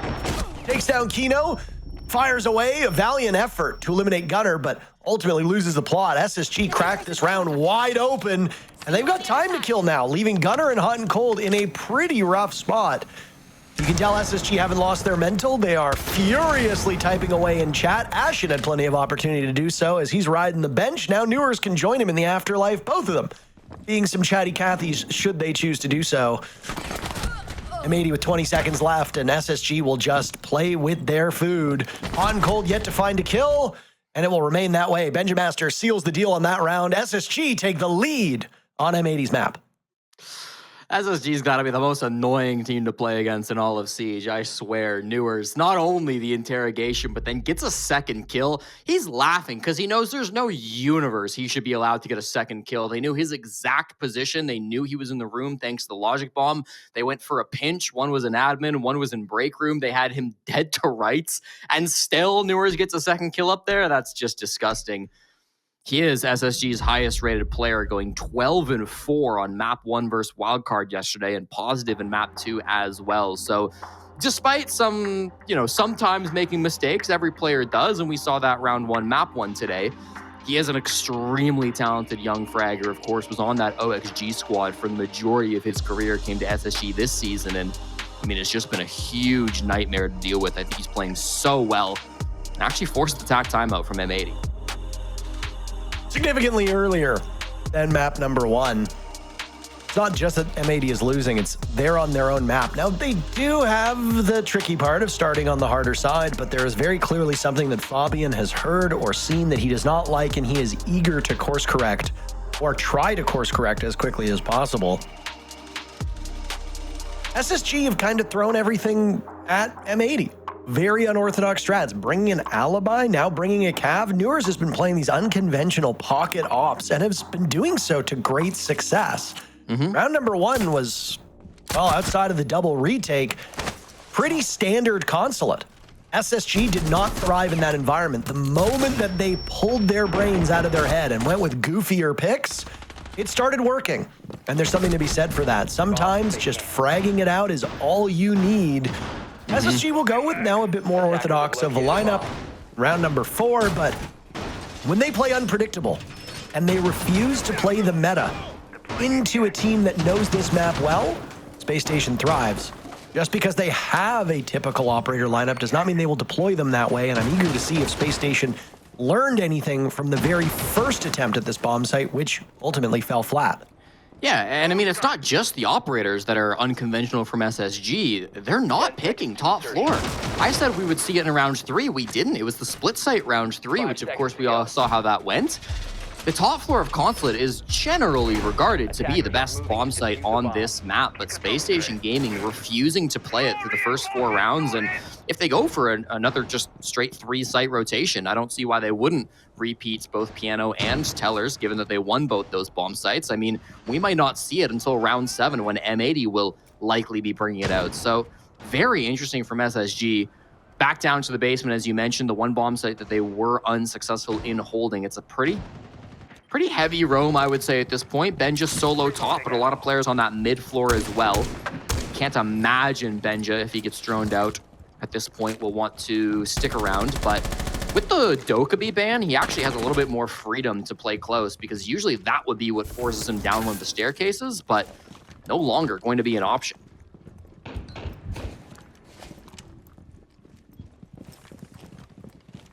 See this Ram probably for much of this first half. I suspect it will stick around. I mean, they've got double sock breach, which is really nice with Gavin and Diffuser, so even if it doesn't, you know, in this round, if it gets blown up by a Nitro, for example, they'll be okay. This is a weird push so far. They haven't cleared out the roamers. They're just kind of slightly dipping their toes into admin and Visa. It's awkward. Yeah, they're vibing here. Ram has been brought every single round. This is the first round without a pulse on the side of Space Station. Benja ran it in round number 1, and then Fultz ran it in the 2 rounds after. So far less intel. Far more of a turtle defense for Space Station. They can fortify this bomb site and bring the tools that make it challenging for M80 to get in. Again, Space Station have not invested very much off-site, but Benjamaster going for a flank might change that. Flashes now as they, on the side of M80, look to get in towards servers. Fultz starting things off, catching Gavin off guard. Kino as well will fall at the hands of Newers. SSG finding 2 very fast kills with just about a minute to go. M80 could lose yet another, and they will. Diffuser slogged off by J90, and it's Gunner to get the only kill this round. Taking out Benjamaster on the flank. He and Hot and Cold are now going to need to turn their attention to the bomb site. 40 seconds remaining, Jesse. Gunner sustaining some serious damage. All of that work to open up the floors now goes against M80. A sluggish start for Hot and Cold as he's desperate to find anything. Looking for 1 kill. Finished off by a Nitro Cell. Space Station in full control of this map. 3 rounds. Honestly, are beating my expectations. Yeah, I think this has been a great start for SSG. Momentum firmly now in their control, back to back to back. Still consulate defense, so don't count M80 out yet, but you can't knock how SSG are playing so far. Because Benja was alive for so long up on that roam game, you know, he didn't actually get any kills. He was eventually cleaned up by Gunner, but he held so much map control just by himself. It wasn't a heavy commitment to the roam by any means. He was realistically the only player roaming once we got to the mid and late round. You can see his position now spiral stairs. Like, he doesn't get a kill on this flank, but the entire time he's holding down top floor, he knows there's nobody inside piano. He can tell his team, guys, they're not pushing the front side of the bomb site. All they're going to be pushing is server. So whilst Benja maybe didn't get any kills in that round, he was able to feed information to his teammates, so all 4 of his anchors knew exactly where to look. SSG, as always, had no fear in terms of swinging out and grabbing those picks when they felt the moment was right. Confidence in each other, confidence in themselves to make those little swings, and really M80 just caught off guard. Not a great many dimensions to that push. Not really a potential for them to make a big play, and so they end up just going down stuffed on that push where SSG knew exactly where they wanted to come from. And oh no. Oh, Parker, that's very bad. Explain. Newers just got misround. Drove right past him. So that's very bad if you're M80, Jesse. Yes. But if you're SSG, that's very good. Once again, Newers playing unpredictable ops. Vigil is not outside of the meta. He has his place, especially on maps where his gadget can go through multiple floors. It makes it very challenging to deal with him. Is he going to gain an opportunity here? Oh my goodness, what a shot on the Gunner. M80 suffering yet again. Space Station, and Newers in particular, is eating this team for lunch.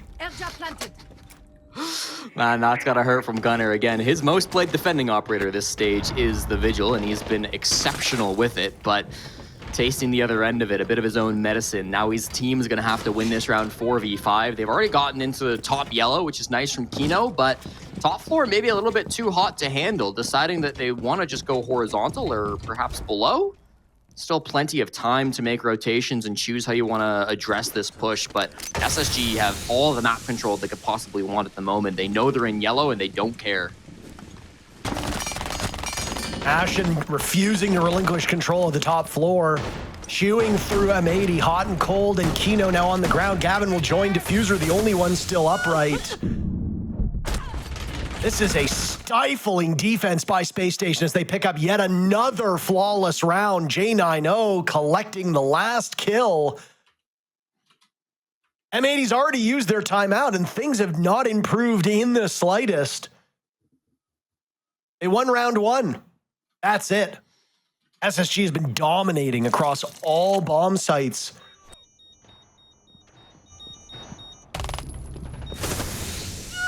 That was a great shot. It really was. I mean, outside the building, I'm missing that shot every day of the week, Parker, but there's a reason why Newers is in the server, and I'm certainly not. I mean, Really what's your nice. rank again, Jesse?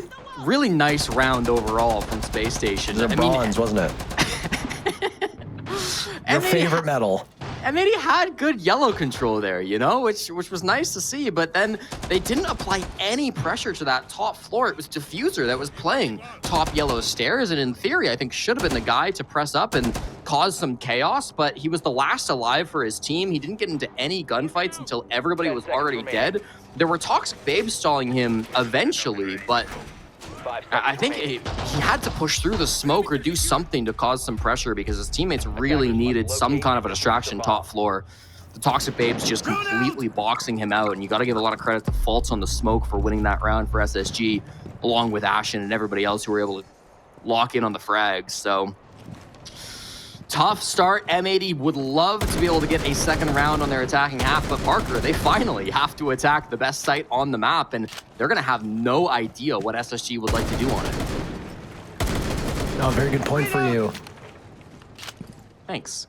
First defense of this top floor comes out at probably the least opportune time for M80 as they have just struggled.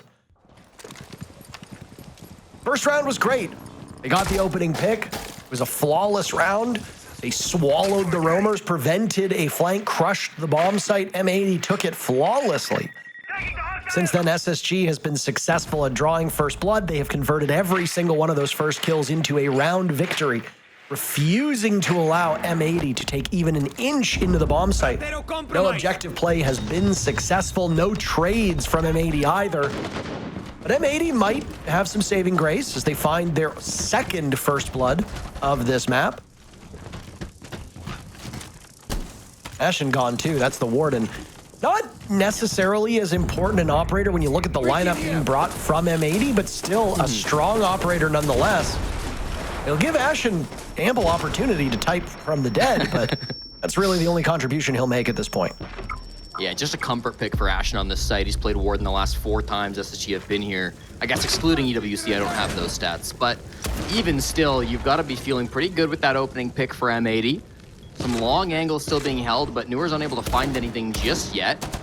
Caught on a drone, opting not to pop the Goyo still. They really want to do work with these Flores drones, but I'm not sure if he's able to find a whole lot over towards top spiral. Often you would be trying to open up the desk, but no work done just yet.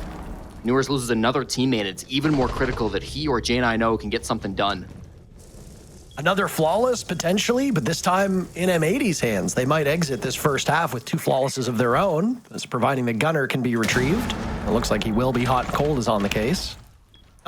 Literally, Kino has the case, and which is called Diffuser, who is a player on M80, also named Diffuser. Isn't it confusing? It's very confusing, isn't it? Down goes Gunner, so no flawless round to be had.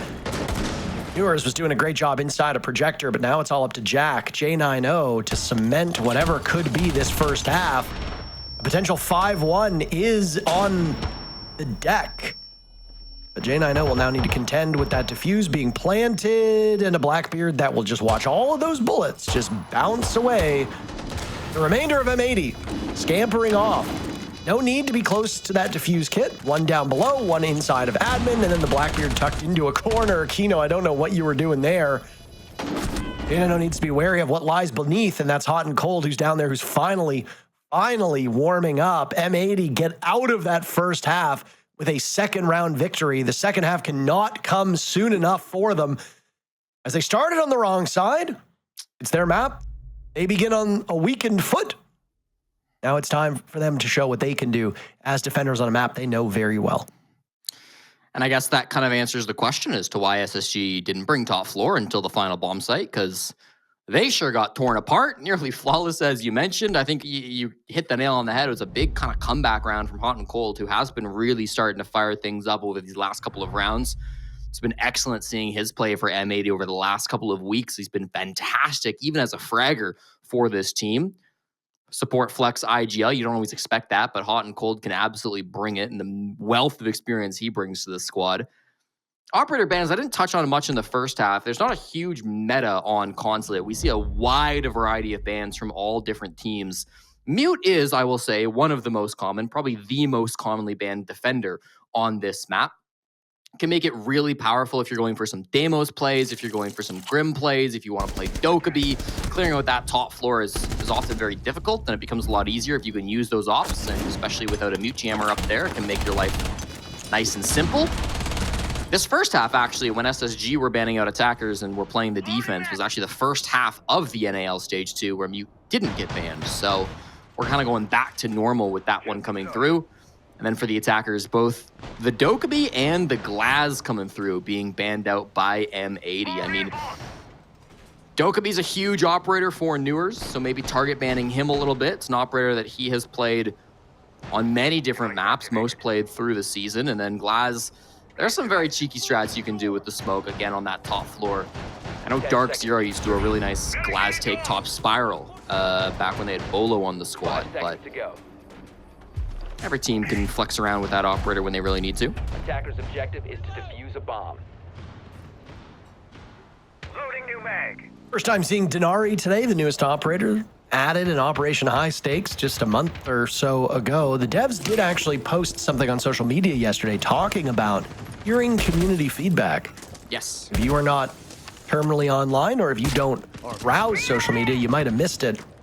But basically, there has been some community complaints about the status of this game. The devs have acknowledged that and said that they are working hard to fix it and have taken feedback from a wide variety of stakeholders, be they content creators, pros, general community members, etc. One thing that was touched upon was changes to certain operators. Instead of nerfing everything, they will begin buffing operators that are underperforming. They specifically highlighted the 3 hard breachers that aren't ace as targets for buffs, but they also said that they would be reverting the nerfs that they gave to Denari. They said they made them with too much haste. So he and his secondary shotgun will both be receiving buffs, and we'll see what that does to the Swiss operator. Obviously, they are not live, and there's no timeline for when they will be, so we'll see how Diffuser is able to use this operator in his current state. And this is cool interaction. The zero tech to counter the Denari. You're getting a max level IQ coming through from both of these teams. Creative problems require creative solutions. Nice to see that cleared through. Not 100% sure what the idea is behind using that third connector. Very nice C4 on the top of the door. Doesn't really need to be taken care of, but in any case, M80 will still get the opening pick, and Benja should have had a free pick, Parker, but he's whiffed every shot. You shake your heads, don't you? You shake your heads at these types of things. Talking to the audience, of course. I don't assume that you have more than one head. You're not a Hydra. Last I checked, you're a human being with one head. That's correct. Your head is connected to your brain and your mouth, and that's already annoying enough as is. I don't want a second one. Can you imagine how annoying we could be if we had the ability to talk twice at the same time? Parker, they're executing soon. Well, they're not. It's a bit sluggish. There we go. Ashen down, J90 down. Fultz trying desperately to save this for Space Station as now they have to deal with the same fire that was brought to M80. They're spooning. I think that's really cute. Almost in the bomb site. Fultz being watched by that bulletproof camera. He and Benjamaster need to hurry because there goes Ashen. Now it's J90 waiting to bleed out. He will be gone soon. A vault in, diffuser shredded by Fultz. Fultz might be in a position where he's not spotted by that camera. J90 is now up. Kino and Hot and Cold to the rescue for M80. Flirting with disaster as Fultz is pushed off of that diffuse plant. There's no nitro cell. You're only going to be playing off of intel. Fultz has no time left. He'll get the diffuser down, and from below, M80 will stop him in his tracks. You don't need an explosive when you got a shotgun in your back pocket. There was really nowhere for SSG to go there. They were in a tough spot, and M80 demonstrate just how tough it was. First round as defenders, first victory for M80. The gap is now 1 round between these two teams. It's a fantastic entry into the site from Faults, I thought, with that secondary on Habana, able to make that space. He started the first plant with about 14 seconds to go, but at that point, there was a Nitro cell still down below, and they really did a great job on M80, just threatening the Nitro without actually tossing it, forced Faults to get off it, then he got back on it, then the Nitro actually got tossed, so then he had to get off of it. It's a huge disaster of a round, frankly, where Faults never knew if he was safe to plant or not. A little bit rude to play this one back in slow-mo, but I guess it's what you get when you're throwing shots like that. Nicely played in the end there, of course, the shotgun too, to just deny that plant. A real chaotic round that eventually goes in favor of the defense to claw us closer and closer to that tied game. Part of the reason you can run that shotgun on Pulse these days, Parker, is with the addition of the Reaper NK12, that new secondary weapon that so many pros are running on so many operators these days. I mean, it's completely changed up how operators play. You have the Reaper on the Pulse. Now, all of a sudden, Pulse is not just viable, but is now meta on a lot of bomb sites. He's been in quite a number of these rounds. He was ran in the first 3 rounds of Space Station when they defended. He was then banned out because they didn't want to have to deal with it. We saw him in round 1 of this second half. Still remains to be seen whether he'll get banned out or not, but M80 not running him this time around might change that calculus. Instead, we've got a Tachanka. That top floor bomb site, the Lord will prove to be very valuable as he'll be bouncing those Molotovs off of the wall into the very common plant spot that is becoming less common as teams try to find new places that are maybe a bit less predictable. Just becomes challenging because this is a big bomb site with lots of soft destruction that can open up walls and floors, and there really isn't much safe harbor for these teams. I say that, by the way, as Benjamaster just sprints into his own demise. Down goes Ashen as well. It's a rush strat, 1 minute and 10 off the clock. Foltz will pull off a successful defuse, but they've lost Newers now too. A Pyrrhic victory, perhaps, for Space Station, as Foltz, just as he did in map number 2 yesterday against Wildcard, is leading the way for his team yet again. Kino will hop on the defuse kit, though. Half of the server still alive. M80 wins it and ties the game, as SSG was a little bit too slow to get into position in the post plant. Oh my God, Kino, what a round, man. That, first and foremost, a crazy creative strategy from SSG. I've never seen that running in with the Sens blocking off the sight line. Usually you think, okay, Sens wall, they're going to be planting. I know your game. No, it's a Sens wall into a blitz, sprinting right through, trying to find some deep pick in towards meeting, but wasn't aware of Kino's position. 2 quick pumps with the shotgun, and Kino got 2 quick kills to start that round so strongly. Benja and Ashen both dying.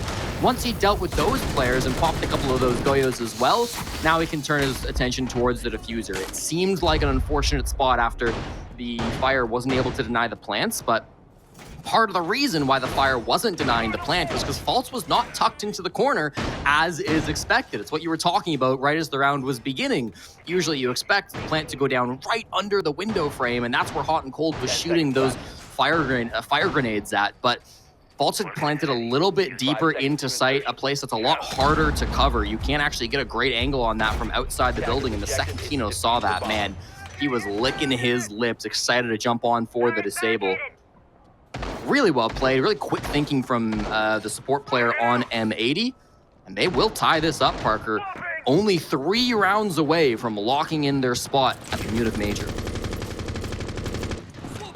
We will send 2 teams to our final major of the year. First one will emerge from this bout, and then immediately following it, you and I will be casting OXG versus Shopify Rebellion.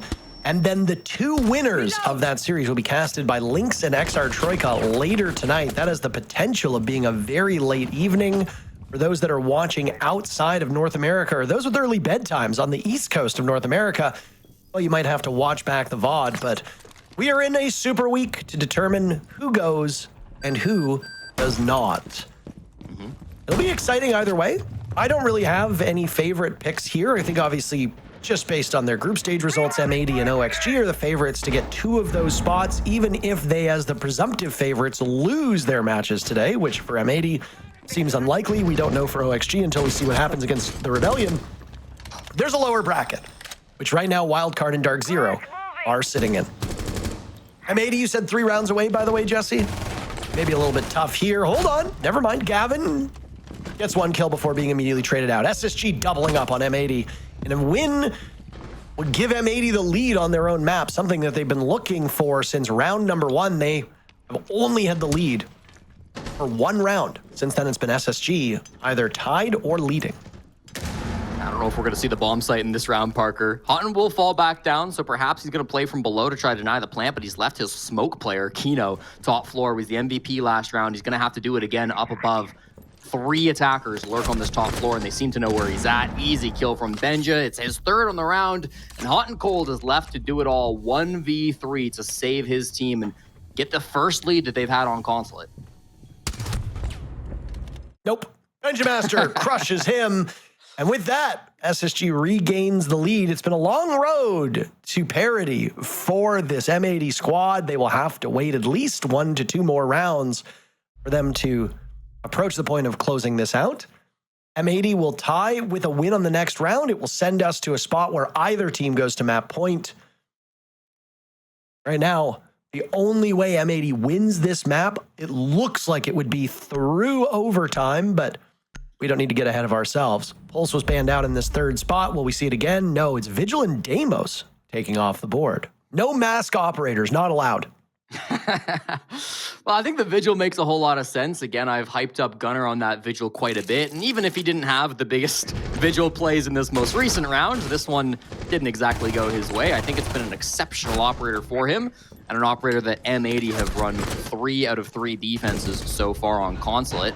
The Deimos a little bit more surprising, I'd say. It was played for the first time by SSG in that previous round by Ashen, so you did see a little bit of Deimos play, but it wasn't the most popular. I think just trying to double up with that Dokkaebi ban, make sure your roamers have the easiest time possible. Could be telegraphing to SSG that M80 are going to want to be playing off-site more often than not. I think on Piano, that's certainly likely to hold true, as you can get some really strong top floor defenses on this bomb site. Very similar to if you were just holding the top floor as the site. 10 seconds to go. So we'll see how it goes. SSG, as you mentioned, I mean, they are closing the gap now. 2 more for them to force that 3rd map. But defender-sided map, don't forget. And that first quarter, the 3rd quarter, I should say, went M80's way. So time will tell. Appreciate how hard you're trying to make this a thing. I'm not trying to make it a thing. It just is a thing. I don't invent the fractions, Parker. Math has been there since the dawn of time. It's not quite about that. It's that it's parlance that's not used in this game, but you are insistent on using it. What do you mean it's not used? If it's not used, then how could I use it? Think on that, because that was actually pretty deep by me. Is the story true that the reason why like the triple pounder didn't take off but the quarter pounder did is because Americans thought that a 1/3 was smaller than a quarter because 3 is a smaller number than 4? I remember reading that one time. I know how easy it is to dunk on America and their education system, even though all 50 states have a different education system. We as Canadians get to smugly sit up here and tell ourselves, well, we're slightly better than the people south of us. But I just remember hearing that story. So point being, sometimes fractions are hard. Sometimes math is hard. I know that you studied mathology at university, but not everybody did. First kill, by the way, comes in the hands of M80. That's a perfect pick, and it's Newers as well, who's been top frag on SSG through much of the playoffs. Just watching Fultz relinquish control of most kills on SSG, which is a bit bizarre for Fultz to be in that position, but again, he was in that same spot yesterday in map number 2 against Wildcard. He's Mr. Map 2. Down goes Diffuser at the hands of Benja Master, and we have a tie in terms of man count, 4v4, with just a little over a minute to go. This fire will slow the push from SSG now in the 4v4, as you mentioned. They've got the map control they want, Parker. They've got the control above the bomb site. The rest of these top floor players, they've A, retreated, but B, would just be playing an admin if they didn't retreat. And if they're a defender as an admin, who cares? You can still execute just fine. There is going to be a defender below the bomb site. Of course, this is Kino. Now, there is a spot that you can hide and not get nitroed from down below. That's really tucked up to the wall, where there is a hard floor. But since Kino has the shotgun, it's possible he can make an angle in the floorboards right there on the left-hand side of your screen. Thank you, observers. It's possible to toss a nitro through the bars and still deny the plant, although it is not consistent with how nitro throwing goes in this game. So that'll be Kino's job. Everybody else just trying to slow this down. Gunner's in a very strong spot, and he sees the blitz. Gavin takes down Benjamaster. The retreat from Gunner stopped in its tracks by Fultz. SSG cannot get frozen out of this bomb site. Now it's J90 slowed by those Zoto canisters. 3v3. Fultz missing an opportunity. There goes hot and cold. Kino will follow. Gavin is the only one still standing on the side of M80. He just needs to stop that defuse plant from going down. Does he have a line of sight? A long run to see Fultz. He'll stop them both. My God, saving the round at the last second. An absolute brawl, and M80 comes out standing tall. Tie game. One bulletproof camera made the difference in that, Parker. There was still one being watched by hot and cold inside the site. In the 1v3, it fed all the information to Gavin, who had lurked back up the top floor. I'm not even sure when he made it up there. He ended up going up the Visa stairs, I guess, to get to the top floor, a long rotation as his teammates were dying in the site, but ended up being just smart play because there was so little time on the clock. Knew that it would pay off less than 10 seconds when his teammates all die, and he knows he can deny that plant. All he's got to do is survive and get that information from his teammates. Perfectly played by Gavin. And this is starting to get tense. We're here now 5-5, a tied game on Consulate. Do or die for SSG, otherwise the lower bracket does remain for M80. A little bit less pressure, but that's still going to prompt the tack timeout to come out from Space Station. Talk a little bit about how you're going to win these last two rounds. It is critical that you can get the job done because M80 will be starting defense in overtime. So you'll have to imagine if this goes beyond 12 rounds, they'll be the favorites. SSG need to find a way to close this out before it gets to that point, or else it's going to be real tough.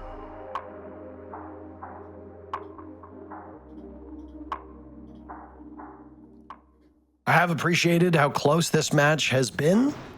For those that did not watch our very first map, Clubhouse took all 12 rounds. M80 survived a comeback from Space Station that looked like it would be enough to tip the scales to go to overtime.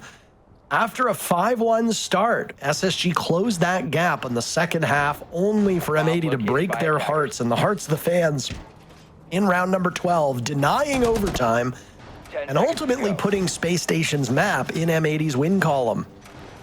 SSG sprung out to a pretty good start here on Consulate. M80 took round number 1, and I'm sure for about 3 to 5 minutes there was some thinking, oh, this one might be quick. But Space Station said no thanks. Won the 4 in the middle, the meat of the proverbial first round sandwich, but the 2 slices of bread were M80, taking rounds 1 and round 8, and then immediately succeeding on the side swap. SSG's only been able to muster a single attack victory. If they are unable to improve upon that number, M80 will walk away with a 2-0 victory, guaranteeing themselves a spot at the Munich Major, the first team in North America to do that. We will be sending 4 teams from the NA League to Germany. 6 teams still remain. The 2 teams that lost yesterday, Wildcard and Dark Zero, are in the lower bracket, waiting for the loser of this match, and then the loser of our next match, which is OXG and Shopify Rebellion. OXG sitting in second place will go up against the third place team of Shopify Rebellion, who looked quite mortal in their matchup against DZ yesterday. You and I will be covering that at the conclusion of this M80 SSG game. Whether it needs 2 maps or 3 maps, we will see. The winner of this match and the winner of OXG Shopify Rebellion will close out the day much later tonight.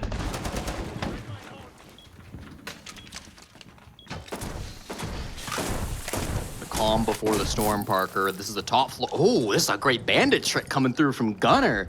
You have Benja down below playing on the Buck, whose job it is to stop that, but not able to make anything happen, unfortunately. So this is going to be a little bit slow of an execute. They do still have one more can opener in the pocket of Ashen, but you need to be sure that this one does not get tricked as well. Benja from down below really needs to be sharp. He was fantastic in this position down below on Clubhouse, but now we'll be hoping to get things even more powerful for his team, get even more of an advantage.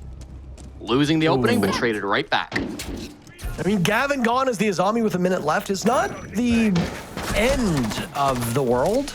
Newers on Aurora being down means ways to get back to the bomb site choked off by those doors will no longer be possible. Fultz out-dueled as Diffuser is punished from below by Benja. Good coordination from this Space Station squad team. They are very sticky this round, Jesse. They are on you like white on rice, and there is just no way around that. So far, immediate trades. Winner of this round goes to map point, potentially series point if it's M80. Tachanka's still up, one gas canister still in pocket for Kino, so you've still got some stall potential and a nitro cell by Gunner pointed right at the position, but oh my! Exploiting a weakness, Ashen takes down Gunner from an angle he's not looking for. Ashen might have just saved this round. Case in the hands for J90. The Tachanka of Hot and Cold is busy elsewhere. J90 might be able to pull this off with impunity, and he does. He pops up. Benjamaster gets shredded. J90 absorbing some damage, but Space Station finds the final 2 picks. They move to map point. Wow, just elite play from SSG. They don't get what they want. The game plan gets thrown out the window immediately with them not able to open up balcony. And that enables a strong position from Gunner. He's playing there with the Nitro. He should have the ability to deny the main plant that they want just inside the door to meeting, but that doesn't seem to matter. They come on through with a great pick from Ashen, top of Spiral Stairs. And I think you really got to see the 2 sides of SSG in that round. Aggressive when they needed to be, aware of the threat to that plant, aware that there could be somebody, very likely is somebody, inside catering that's Gunner with a Nitro, so you get aggressive to kill him. But once you have the man advantage, once you've dealt with the one threat that can stop your plant, the aggression stops. They rein things in. They don't overswing. Hot and Cold of the Tachanka was begging somebody to swing him from top Spiral, but it just wouldn't happen. SSG didn't give him that opportunity, and so they locked things down with a clean plant, a clean round in the end. Lots of trades. They didn't keep everyone alive by any means, but I felt like they always had a backup plan. Something would go wrong, and SSG knew what to do about it. You're not going to get perfect, flawless rounds against a team like M80 when they're so talented and so skilled and haven't lost a game all stage long, but if you're able to react to what they throw at you, if you can handle all the problems that they send your way, well, that's going to make the difference between winning and losing. SSG, they just need to do it one more time on the exact same bomb site to force a map 3. Jesse, that round broke a streak that's been going since the very beginning of this map. The team that has drawn blood first has always converted that into a successful round. It stands in stark contrast to Clubhouse, where through the first half, only 1 successful conversion happened after drawing first blood. Obviously, that tide turned in the second half, and most of those first bloods, 5 of them, led to direct conversions and a successful round. Rounds 1 through 10, the team that drew blood first went on to win the round. Not the case for round 11. What do we see here now in a very pivotal round for SSG? They have an opportunity to snag M80's map away from them in regulation, recreating and duplicating the same scoreline that we saw in map number 1. M80 taking SSG's map 7-5. SSG has an opportunity to do the same. Or M80 provokes overtime. It's the only way that M80 is able to win their own map will be through extra innings. So we are either 1 minute and 45 seconds away from a conclusion or potentially close to 10 minutes away. Nighthaven Labs is on deck for our 3rd map should SSG prevail here or in overtime. Game plan from both teams is much the same, Parker. It's the same bomb site and same operators for 8 of our 10 combatants. Gavin swaps his Zombie over to Jaeger, and then we've got the Grim being dropped by Ashen in favor of the Blackbeard. Those Jaeger ADSs will be used up at the top of Spiral, and well, yet to see what Ashen really wants to do. It looks like it's also going Spiral, not finding the same Kibas that he approached last time around, but does see a foot through the doorway. Really tough, though. If he wants to risk it, it's going to be high risk, high reward killing Diffuser. M80 now tucked into corners, but they're going to try to burn Gavin out of his spot in a desperate attempt to light up SSG to drag somebody down into the netherworld with him. He fails at that, and M80 losing that first blood. If you are somebody who's looking at those metrics, those numbers, you now know that SSG's chances of winning this map have shot through the roof. Foltz taking some damage as he has regained the kill lead on his team. Mr. Map 2 showing up yet again. Got to be good enough for more than just 2, though, if you're SSG, because the 3rd map looking more and more likely. Kino now on the ground after tossing out all of his gas canisters. SSG ready to sink their fangs into you. In projector, sweeping over towards desk, towards lobby. M80 on the run. They've got an Echo on the board. They've got the Shumika launcher of the Tachanka, so there is insurance there. Diffuser finding the first pick.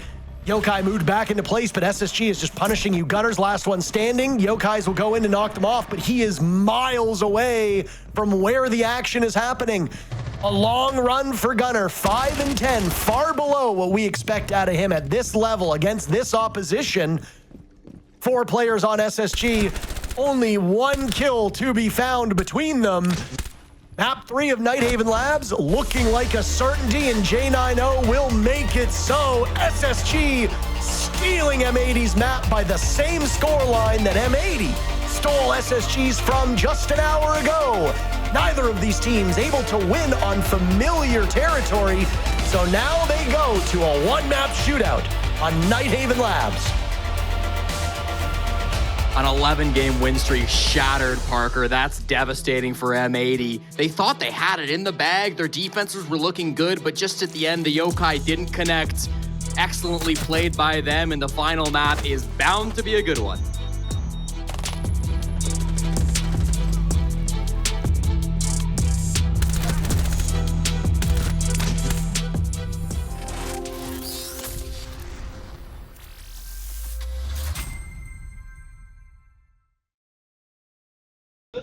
Barrels, bro. Walking up, sorry. Don't hunt, don't hunt, don't hunt. 30 HP, Ones, 30 guys, HP. ones. 30 HP. Plain talk. Let Jack in first. Nice! Come. SSG managed to beat M80 on their own map pick, but with that also handing M80 the first map loss here in stage 2 of the NAL. We're gonna be heading all the way over to Labs, but before we get to that, we need to dissect what we've just seen, because this was quite a close back and forth between both of these rosters. Yeah, it was. I mean, we expect the console to be very close. That's exactly the same situation that happened in stage 1, but it goes without saying that SSG was able to right the wrongs, and it really does feel like SSG has had this whole series in their hands. They're constantly being able to get the picks. They're constantly being able to maintain pressure. I think the biggest factor throughout all of playoffs so far for SSG is J90 and Fultz, the supports. That's what we've been talking about, them needing to step up during the stage. They have their ups and downs. So far in playoffs, they've been perfect. And in this match specifically, they've been amazing. So them being there to follow up their entries has been so pivotal on why SSG is finding this success. Because even if the entries aren't able to get opening kills, whatever it may be, the trades are instantly there for SSG, and that's what they need. That also helps their conversion, being able to convert those rounds where they have advantage or not. They get the trade, they're able to follow through and get the round wins. I think that's definitely one of the biggest things as well as that you were talking about is their support staff being able to step it up here. I mean, Fultz and J90 being able to top the charts here, but not just that. Also, we looked at the opening engagements from the first game. They had 9 of those opening engagements and couldn't convert any of them. Where then this one, we see them, they convert 7 out of those opening engagements out of 12. So it goes to show that they're getting those opening picks still, and now they're slowing it down and being able to continue keeping that man advantage into the end game and being able to close it out. So they clearly learned from their first game and executed it here at the Consulate. Yeah, and actually the point of like them being able to slow things down and whether or not they have the man advantage to be able to hold on to these rounds for as long as possible. I think round 11 was a really great highlight of what they were able to do when they don't just run. This was the saving grace by far. Ashen getting that kill into Projector Closet is really what allowed SSG to be able to get this bomb down, because had they not shot the C4 out of the hand in the closet, this round easily would have collapsed. No one would have been able to have that coverage. So if that man right there on your screen wasn't able to have that heads up play to get that pick, we possibly look at M80 walking away, or at least this game would still be going on and we would still have a question of then who's pushing it to map 3 or who's going to Munich. Yeah, it was very smart from Ashen, very smart from SSG, and I do think when it comes down to the map pick so far, it's unfortunate the way Clubhouse went, because SSG has had the game in their hands since the start with the opening kills. Finally, they were able to slow it down, but here's the big kickers. We're going to Labs, and it's not really a map that SSG has the best record on, specifically playing against teams that are slower. We know M80 has been able to adapt a slower playstyle if need be. And also, Kino is a big factor on Labs, and Kino had an amazing Consulate despite them losing.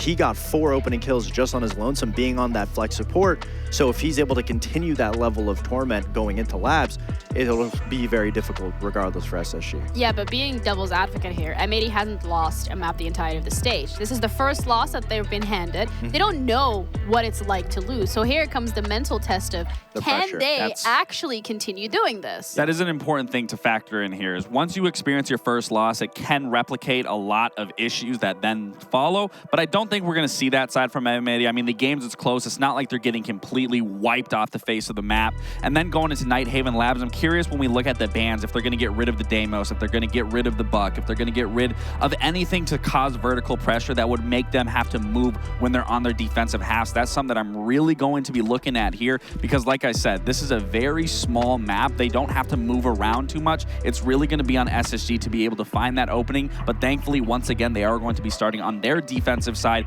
and can be comfortable out the gates. I think a big strength to M80's labs is the lurkability. I mean, a lot of the rounds that we saw, we'd see them playing downstairs in the basement when it comes to a storage, using C4s, being able to maintain rafters control.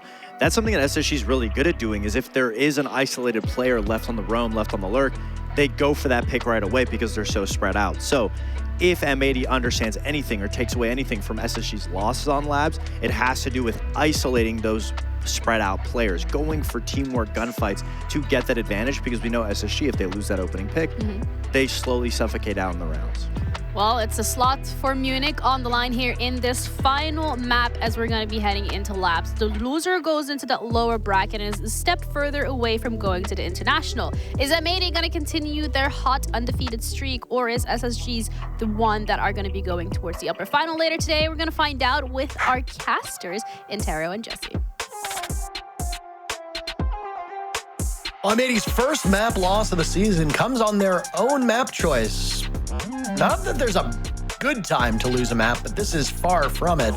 The only real redeeming aspect here is that they have one more map to put this best of 3 away. If they fall here and Spacestation wins, not only does SSG give M80 their first loss of the stage, but M80 will fail to qualify for the Munich Major at their first attempt. The loser of this game, by my count, goes up against Dark Zero in the lower bracket, in which there will still be an opportunity to qualify for the major. It just will be a much longer road. It started out as a best of 3 that looked very promising for M80, but my, how the tables have turned.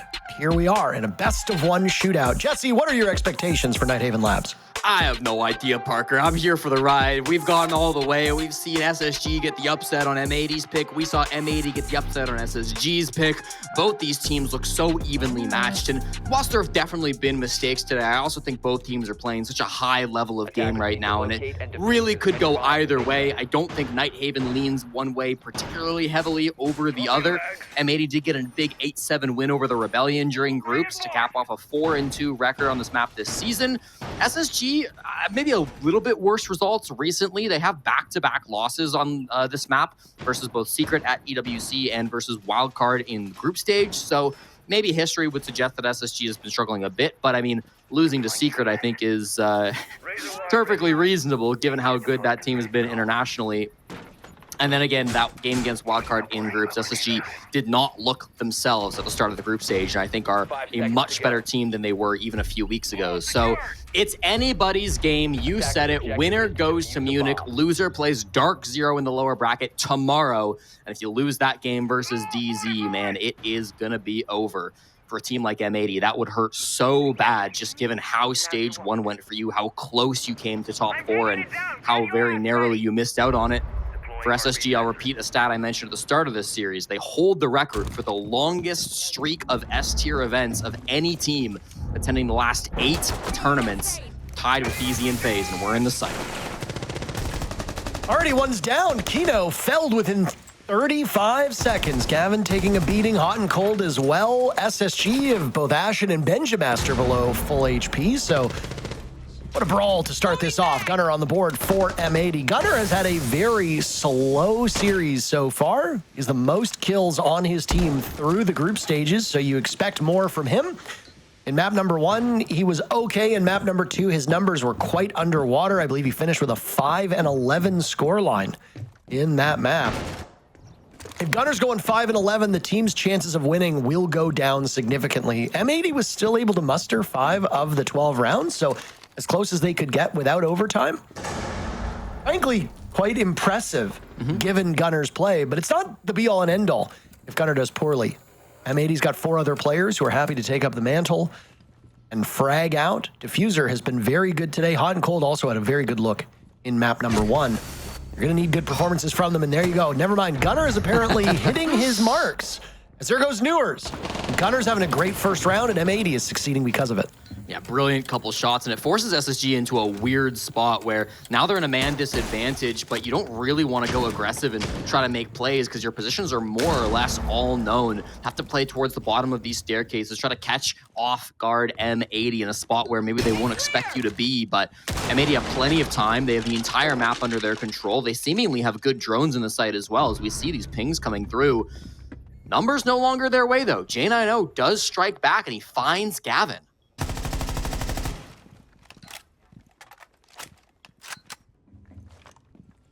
A bit of calm now with 40 seconds left. So much of the action occurring in the first 30 seconds that there must be some downtime as these two teams sort out next steps. Gunner's in the site. Shame he doesn't hold the defuse kit. Cotton does. These bulletproof cameras giving ample opportunity for SSG to act off of this information. They've lost Folt, so it's just J90 and Ashen. Both anchor players. Nitro cell's already been expended. No gas canisters for Ashen either, so you're just going to have to swing or be swung at this point. And Ashen's got that memo. Diffuser felled. Gunner goes as well. Hot and Cold has to bail off of the plant as J90 has 3 kills. Make that 4. Jack, my friend, what a start to this third map, and SSG takes the lead. And J90 being so patient in that late round, along with Ashen, you know, it was good time for M80 for most of that push. They had the 4v3 advantage. There was so much time on the clock. Even in the 3v3, their positioning was strong, good control of assembly, but the defuse kit was never in a super promising position. You mentioned it. If Gunnar had brought the defuse kit in through EXO, I think that's a completely different round because it's a great proposition. Planting in through EXO and then holding on the main breach outside, that's a very classic and strong strategy. But with Hot and Cold holding defuse kit outside the main breach, he didn't have a great place to plant. They didn't have a lot of control over towards tank, so he had to come in towards assembly. That wasted a lot of time, and it opened the door for SSG to swing out and make those big plays. Huge credit to J90. I mean, you were talking about how Gunnar maybe had a bit of a slow start. J90 can at times as well not really light up the scoreboard. He's not a statistic player necessarily. A negative coming into this game by a decent margin, but the thing about, I would say, both this best of 3 and our next best of 3, Parker, is in all of these top 4 teams, there's not a single bad player. Even guys that don't always top the scoreboard in terms of kills are extremely talented and can perform when they're put under pressure. It's what happens when you get the best of the best. I mean, I would hesitate to say that there are any bad players in any of the top regional leagues at this point. I mean, you don't get to be the very tippity top without being good enough. I mean, sure, there are players that are not as good as some of their counterparts on other rosters, but these are still the top literal 0.1% of the players in the world. Funny thing about these numbers, by the way, even though both teams won their maps 7-5, there is not a single positive player on M80 heading into labs. The only positive player on the squad right now is actually Gunnar, whose 2-1 record is enough to make him 21-21 plus assists. So he's actually dead even in terms of kills, deaths, but the assists push him a little over that line. I know some people argue as to whether or not assists count or not. Typically, I don't count them for argument's sake. We can use that. Everybody else is a -1 in their KD or below. SSG, nowhere near the same. The only negative player in KD on the side of SSG is Ashen, who sits at a -3, 14 kills and 17 deaths across these 2 maps.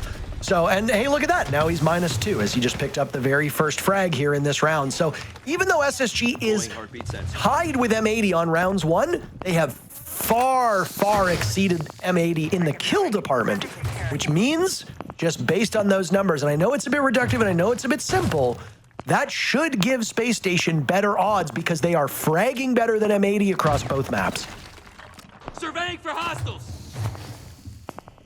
To my point, yeah. By the way, Benjamaster is +9 right now.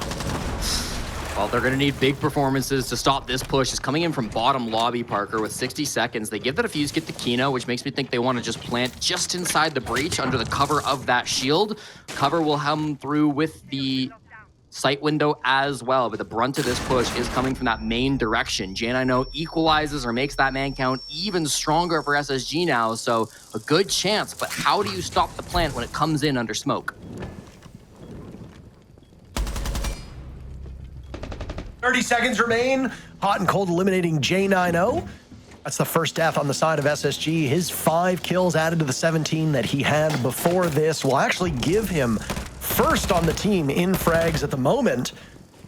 Not abnormal, but not something we're used to seeing. 3 kills for Ashen, as well as M80's getting their licks in. SSG with 3 remaining. Half of the server still alive, giving M80 their 2 for the final 10 seconds. Aquino and Gunner have the objective. They need to get into the site. SSG can just simply wait, and that's exactly what will happen. SSG wins on time, not on frags, and they're off to a good start here on Labs, winning both rounds we've seen.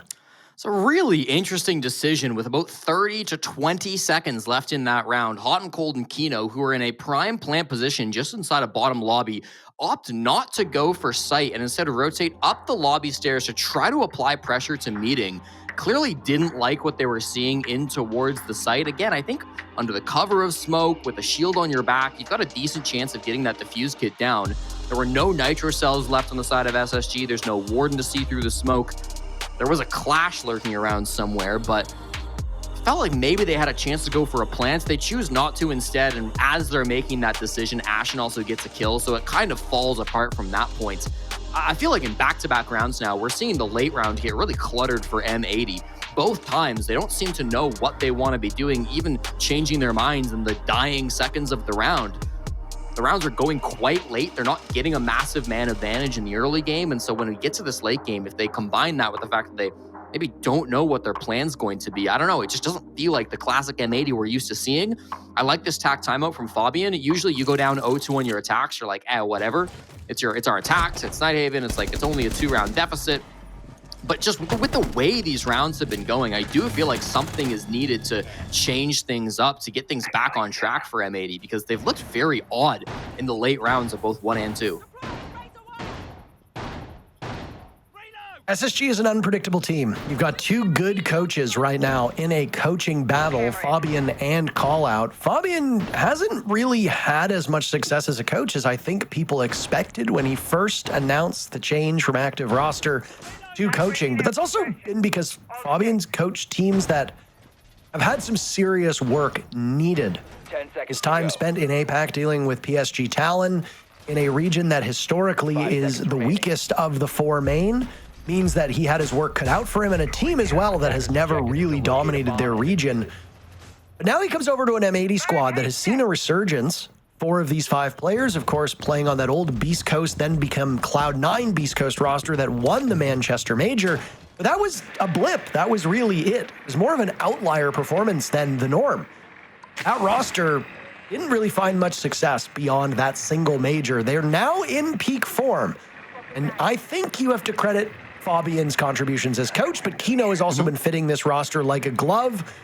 Spirits, the other player that had won the major with them, seeing new life on DZ. He's a staple of that team too.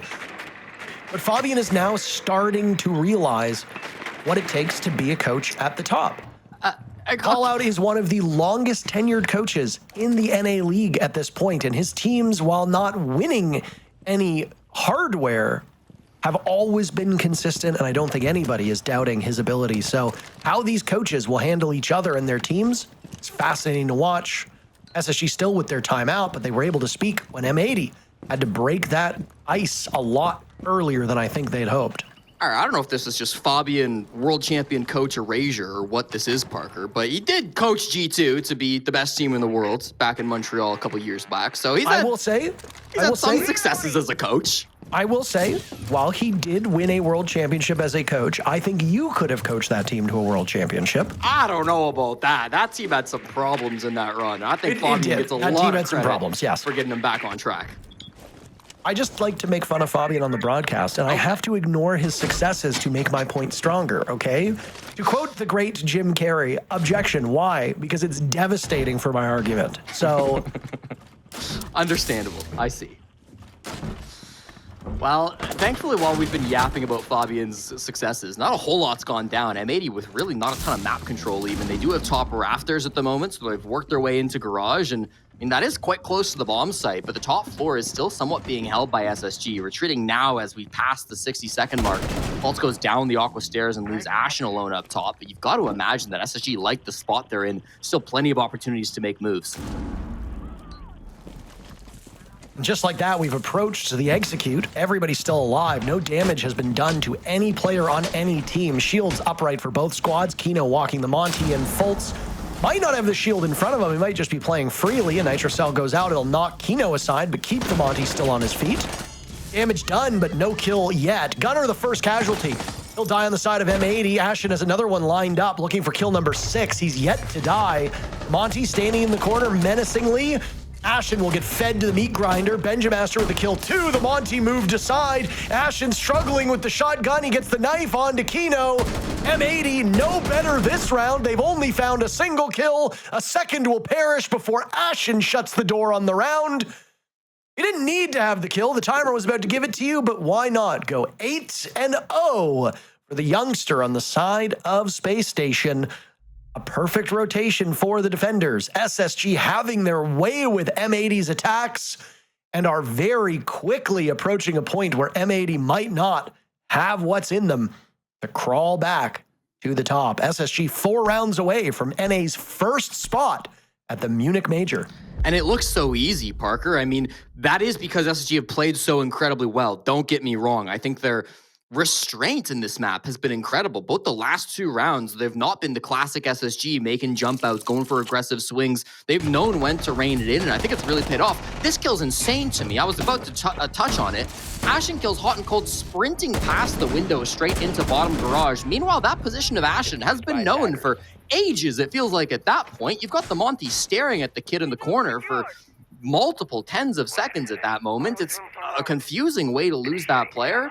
For Ashen going 8-0, part of that is undoubtedly his ridiculous mechanical skill and how good Ashen is, but part of that is a complete inability from M80 to problem solve. I mean, they had all the information in the world. Kino was giving them all of the info they could have wanted, but it didn't seem to matter, and nobody could come up with a solution. And despite the TAC timeout, Parker, it's the 3rd round now where I feel like we're getting to the late game, and M80 are just falling apart a little bit. It doesn't feel like we've got a really strong plan. Maybe Fabian is a horrible coach. He can't fix these problems. Thank you. I just was waiting for you to agree with me. I appreciate that. My mom made a tweet. She still tweets from time to time. My mom made a tweet the other day about how, she jokingly said something about the current political climate and said, my son still turned out very smart and whatever and blah, blah, blah. And Fabian responded to the tweet saying, I didn't know Parker had a brother, which was very hurtful because my mom meant me, but Fabian was making a joke that I'm not actually those things for people who don't understand the joke. Yep. So now I have to get my licks in on the broadcast. I have to be as mean to him as he was to me on social media. That's just the way it works. By the way, Fabian and I, both 30-something-year-old men. So this is what happens when you get to our age. Setting hard breach. That's tough. I'm sorry to hear that. Thank you.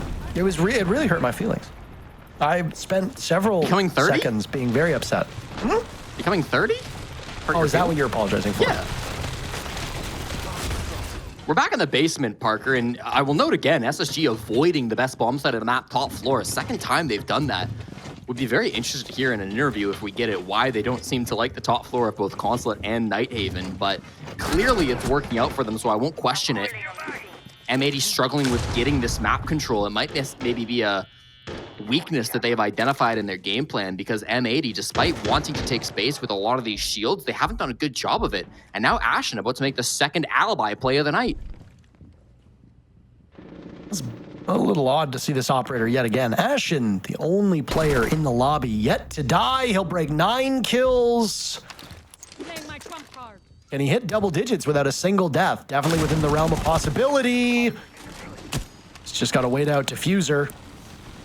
Sidearm comes out.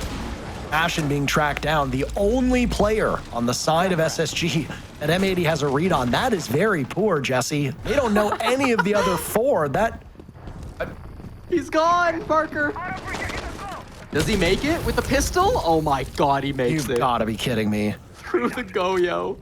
This is where if this isn't a pro league game and you're just a random player playing ranked and you lose that duel as the Deimos, you're like, I'm done for the day. I'm done. This is nonsense. This is silly nonsense. I can't believe that worked. Somebody put in the yakety sax music. Diffuser gets baited in by J90. Newers has died on the side of Space Station. Newers without a kill, a bit odd. Ashen's been collecting them all for the team. Leaves 35 seconds now as good patience from Gunner. He sees Benjamaster run by. Down goes Gavin. At the hands of Ashen. He will break double digits without a single death. There's been a lot of people doing a victory lap online about Ashen doing so much talking and all that jazz, but boy, oh boy, is he shutting up the haters in this match. Final kill will come in from J90, who himself has been excellent so far this series, and Space Station's lead will continue to grow. M80, we got nothing for them so far on Labs. Yeah, I mean, we're starting to ring the alarm bells. Every player on Space Station seems to be hitting their stride at the same moment. M80 unable to catch anything, unable to predict what SSG might be doing in the early games. We're seeing pop-off plays from Ashen, who is 10 double digits at this point. Played fantastic all day long, and now J90 as well. He showed feet on broadcast yesterday at 2 hours and 30 minutes, and today he's showing ferociousness in the server, just making M80 look like a bunch of silvers in this game. Attackers have located a bomb. Well, so they're still a little bit better than you.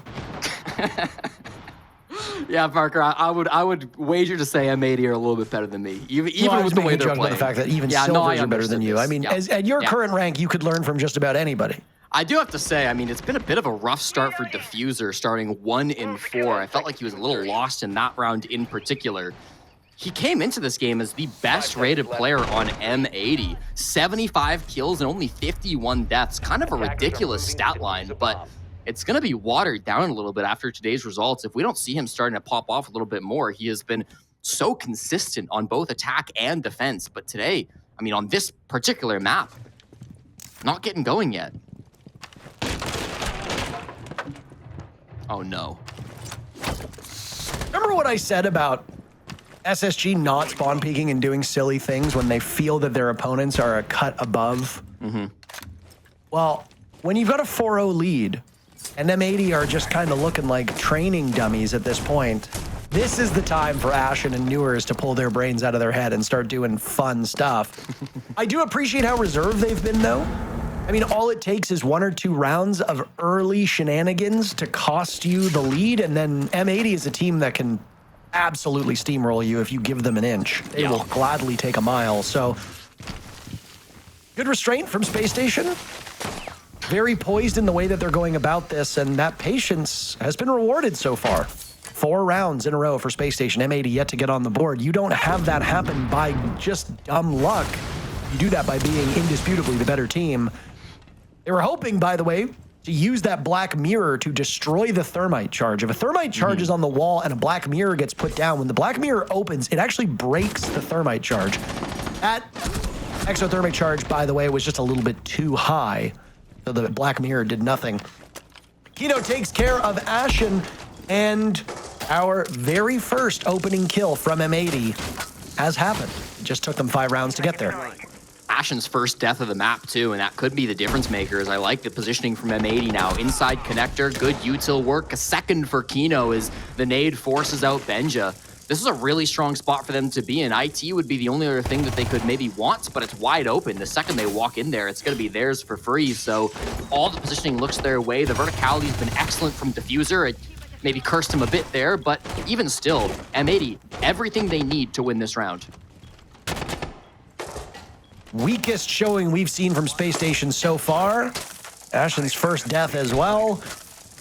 Newers will need more than 0 kills for the remainder of this series. It is possible and within the realm of possibility that SSG wins even without Newers, but now they've lost Fultz.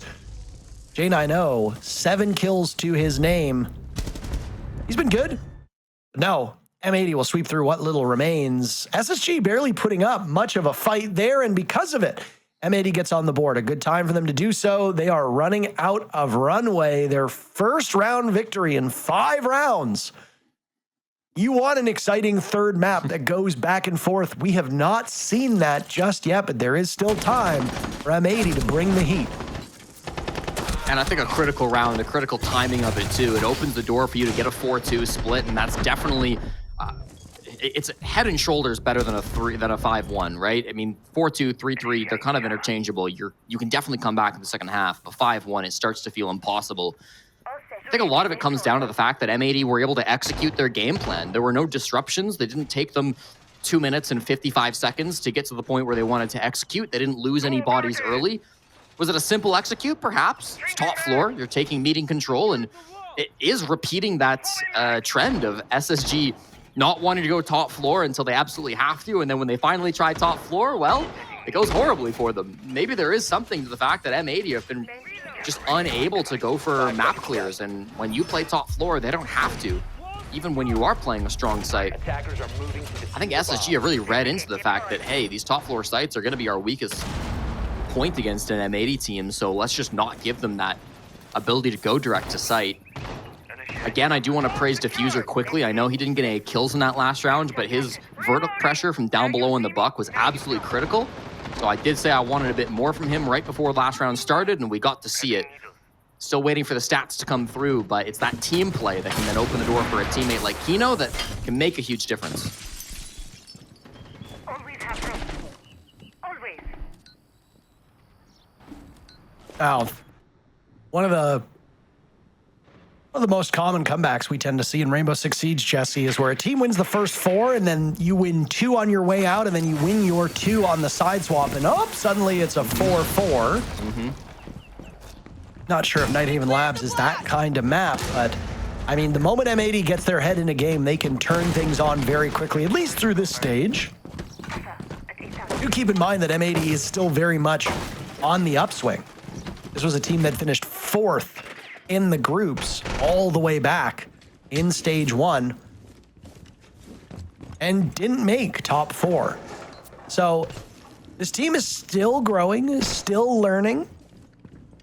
They're in an excellent spot to make top 4 in stage 2, something that failed them in stage 1, but you got to get there first. If they lose, they go down to the lower bracket and play Dark Zero in a match that I think is tomorrow, but I'd have to check the schedule on that one. It is. There you go. They don't want to lose, though. Fultz will be the first casualty of this round. Gunner having a very good map 3.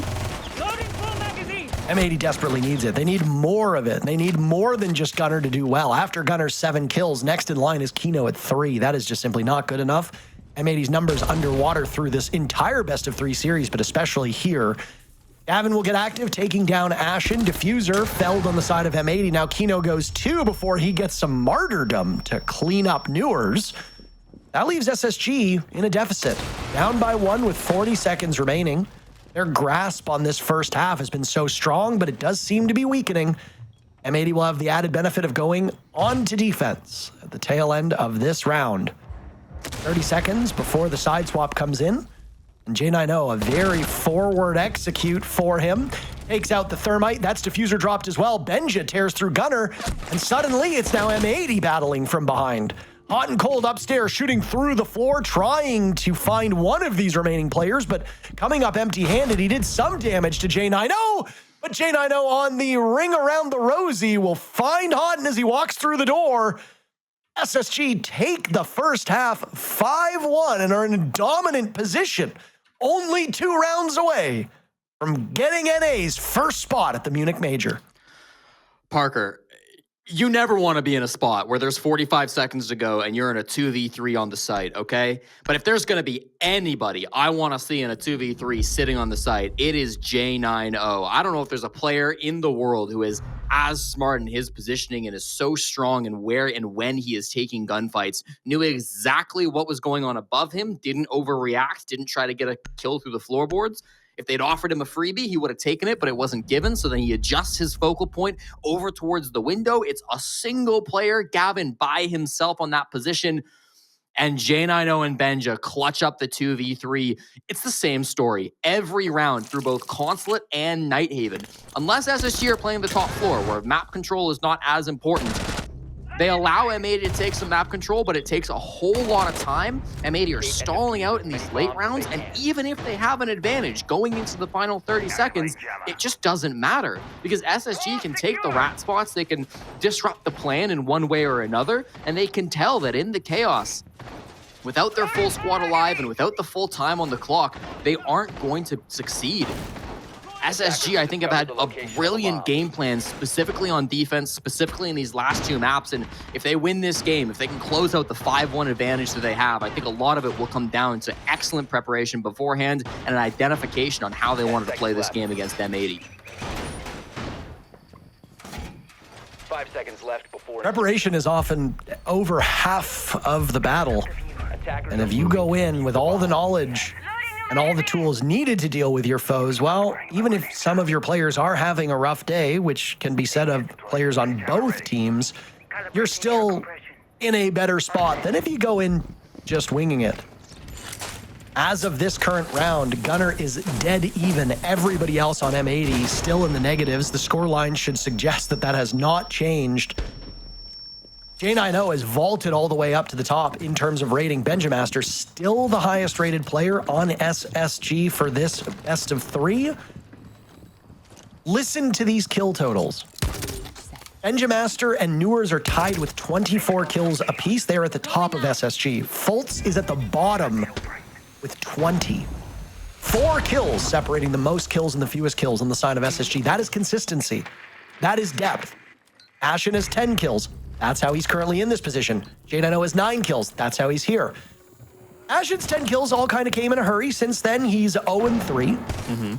But again, that depth for SSG, all of them within arm's reach of each other in terms of frags, the same cannot be said of M80. Gunnar sits at the top with 24 kills, so matching the tally of the highest fragger on SSG.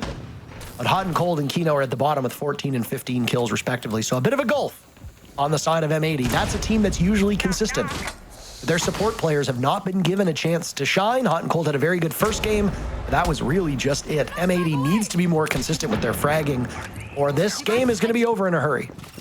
An IT wall, I believe, still closed. Hot and Cold has done an exceptional job at keeping that shut. With the mute jammers, they were able to stall out just 2 of the X-Kairos.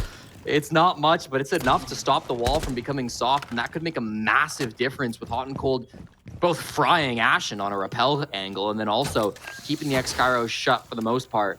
They may be able to get it late round, but it's taken so much time that M80 have really secured the advantage. They're in IT now, but you can't imagine with all of these player positions in the site that M80 will let them walk in for free. Well, J90 is asserting himself inside of IT. M80 is losing a lot of the security around them. They've got Kiba barriers, but Diffuser's wandered into the flames, taking an awful lot of damage. That'll be the last fire arrow from Benjamaster, so no more fire to be done on the side of the defenders. Still 2 smokes, though, and flashbangs if SSG wants to disorient and blind those in the site. Last gas canister is now gone from Kino with 20 seconds left. He'll choke off the top of Aqua, or Fish. And now M80 really struggling. They've lost Kino, they've lost Gavin, they've lost Diffuser. SSG's got the brooms out, and they're sweeping M80 into the bin on this round. Gunnar on the flank, himself ascending the spot that SSG had used to break open the site. He'll catch Fultz looking the wrong direction, but now 3 sets of eyes on Space Station turned in his direction.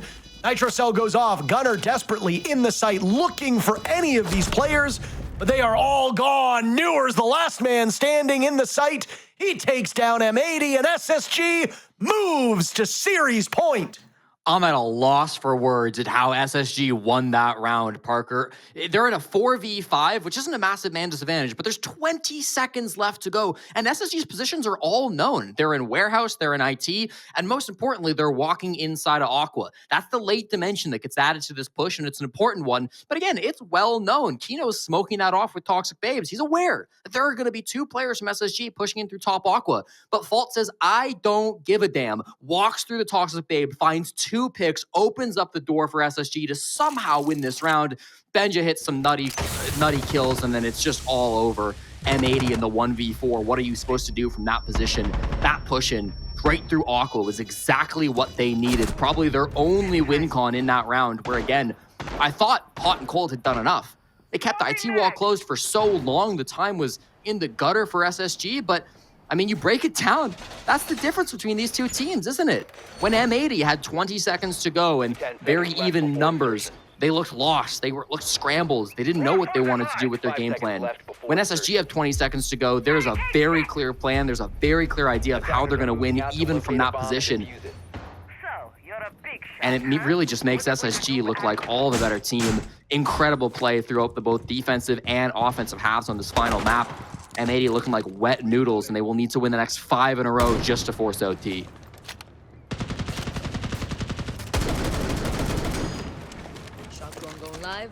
Denari coming out for M80 as they need to slow down this SSG team.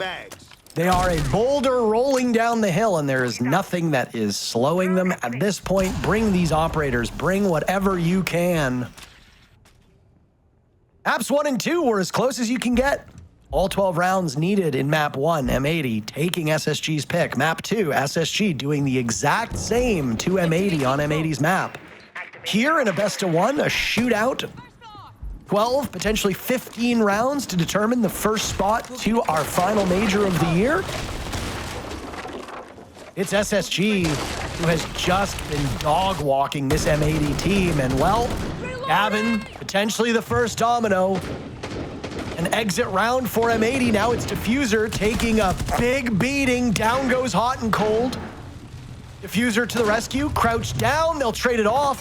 J90 dies because Newers goes for the reload. Diffuser gets 2, a third as well. Suddenly, M80 in the lead, and a quad from Diffuser as Kino blows Ashen and SSG's hopes of closing out that round sky high. Oh my, if Newers had not gone for the reload, got siege timinged, J90 had not died, one guy running roughshod over your team, it's still a long climb for M80, but Diffuser just made it a little bit easier. Match point, series point for SSG for the remainder of regulation, but M80 still showing they got some fight in them. Yeah, M80 needed a hero, and it ended up being the 20-year-old in his second season as a professional player, stepping up for them. Diffuser, a huge couple of kills to come through. I mean, really just an individual menace in that round. There's not a whole lot to break down.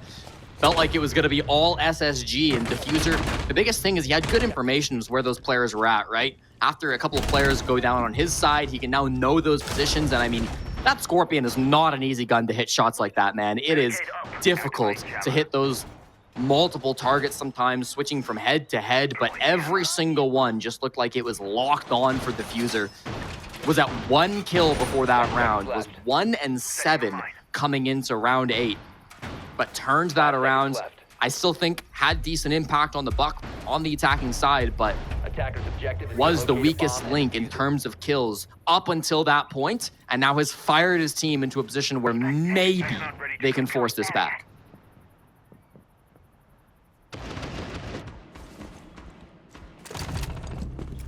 If there's something in the water here, this does not bode well for OXG. Fultz just shreds Hot and Cold. I have no idea how this happens, but I'm assuming he was just spraying through the window and it managed to get Hotton. I'm honestly kind of at a loss for words here. It was a vert angle. It was through the window, through the floorboards that he killed Hotton. He was in IT.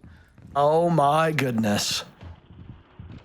That's insane. Frame it, hang it in the Louvre.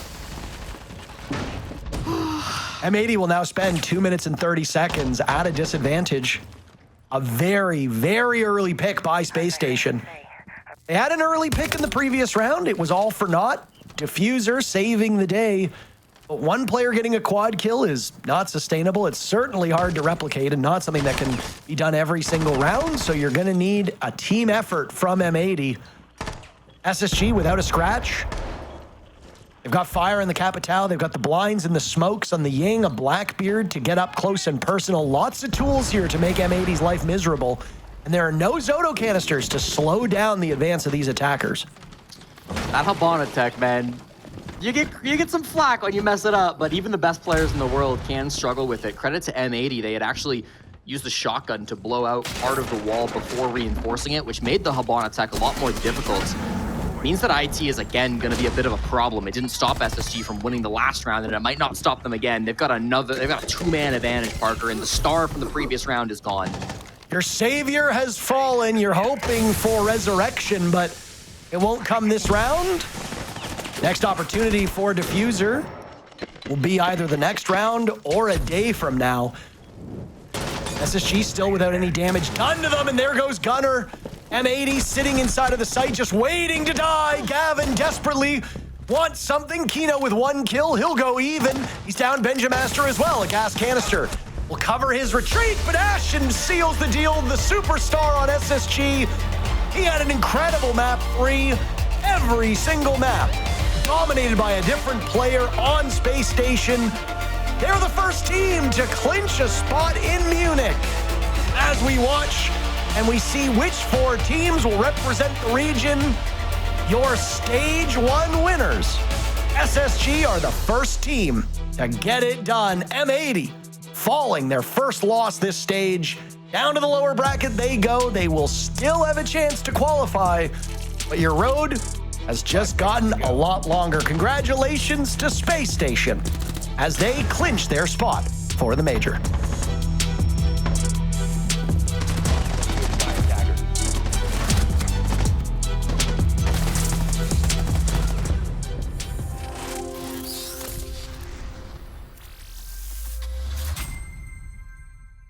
Go. There could be metal, could be metal. Yeah, pillar. Ivy last. Right, I'm planting. Hold me. 50. Yeah! Shit, boys. Hammer them hard. Nice, caralho. Vamos, porra. All right, SSG has done it. The first team to be heading to Munich to represent NA. And what a fashion to do it with, going up against M80, a team that has been undefeated so far, but this is their first taste at loss handed to him on the silver platter by SSG, and Ashen specifically, one of the players who played a very big role in this series. Ashen, man, congratulations. You're going to Munich. How are you feeling right now? Yeah, it feels good, especially after that first map. That map was honestly in our control the whole time. Yeah. Yeah, that first map, that was just brutal. You know, like we were losing rounds that like we never should have lost, and they were just winning those back. And you know, that's, you know, it's kind of tough on the mental, but you know, we still stayed composed, and we almost brought that comeback back down 6-1. So it was definitely a good feeling to get that second map, and then we just hammered them hard. Their diaper was loaded this last map, so. Well, it's something that you guys are very much known for is your mental prowess and just the strength and the fact that you guys can always keep going. For you individually, though, as a player, you had a really, really good series. What was the mentality then for you coming from the loss on that first map into the second, into the third one? Yeah, I think honestly after that first map, or like during that first map, I was pretty pissed off because a lot of those rounds were just in our control, and then like especially because we'd always get the opening kill. I did a hard reset going into the second map, and then we just started playing like it's a ranked game. We saw Cav, we saw random pulse, all that stuff. So you know, for me, you know, I was just kind of doing my thing because you know I wasn't nervous or anything, or I really wasn't shitting my pants, so to say. So, and they were. Same with this guy, he was staying pretty well in there. But yeah, I think those guys especially, they had a very good group stage. I think it's honestly a curse the way that they did not lose a single map, and then they come in here and then they lose one, and then you know you don't know what to do because you haven't felt like the feeling of loss in like a while. Yeah, I mean, it felt like you guys had control of the whole series from the start. That being said, a big reason to your guys' success in this matchup and in a wildcard one was J90 and False have been playing absolutely amazing with you guys. And during your guys' group stage, it looked like the supports were on an island of their own. It was very difficult for them to be able to follow you and Newers up on the entry or be able to be there for the trade. But so far in playoffs, they haven't missed a beat. They've been there every single time with the trade, every single time for those post-plant situations. So is that something that you guys had worked on going into playoffs? Is that something that you guys even noticed on how to get them more incorporated? Or is there something specific that they've just been trying to focus on being better at so that they can assist you guys better? Yeah, I think not much has honestly changed since even like EWC. I think Fultz kind of touched on it after EWC. We wanted to add more, and then once you add more, you forget about old stuff, and that was a big part of like our fundamentals. And I think the biggest thing for us is just being on sync the whole time. And we can beat anybody. We can be one of the best teams out there, 100%, just as long as we're on sync that day. And you know, that's that's what happens sometimes whenever we're not on sync. Like that first map, we're not on sync. But from playoffs to group stage, I think like the last 3 games, we really hammered it hard on just being on sync, just doing our steps, and just being, you know, in the moment, and just being there with each other. Besides that M80 game, you know, that was a fluke, but yeah, we're just on sync, and then we can beat anybody when we do that. Well, Ashton, I want to congratulate you on qualifying for Munich a lot sooner. You don't have to go through hell to battle through all these matches to get there finally. Yeah. Also, I want to, you know, commend you on that amazing round 11 on Consulate, stopping that player with the C4 inside projector to allow you guys to get that successful diffuser off.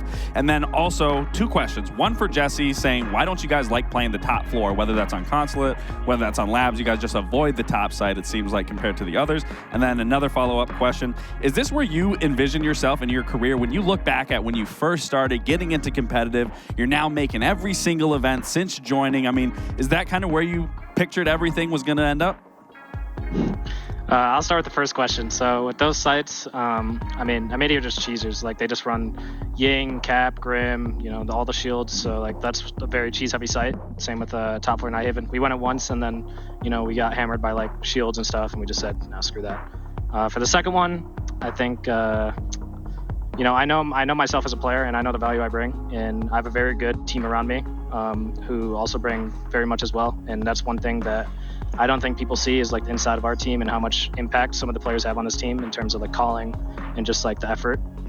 But you know, I've been lucky to be able to do all this and just to be at all these events, and you know, not a lot of players can say that they've done that for however long it's been. So just grateful. So yeah, if you think about it, Ashen almost joined OXG before joining SSG. I did. Almost joined me. Thank God he did it. Almost. Thank God he did it. I mean, best decision of his life. We fumbled. We picked up fish. We were like, oh yeah, like both hard workers, grinders. Let's try fish out. You know, Ashen's probably gonna go to SSG, and I mean, look at how it turned out. It's worked out. Going to Germany. Yeah. You guys are going to. So yeah, we'll see him there. We'll see, hopefully. Either way, thank you so much for the time for the interview. And congratulations again on qualifying for another international. And who knows, maybe even another first seed on the NAL. We'll see you around then later today, probably. Yeah, you'll see me. Thank you. You know, Locked in. I want to say, I actually like that.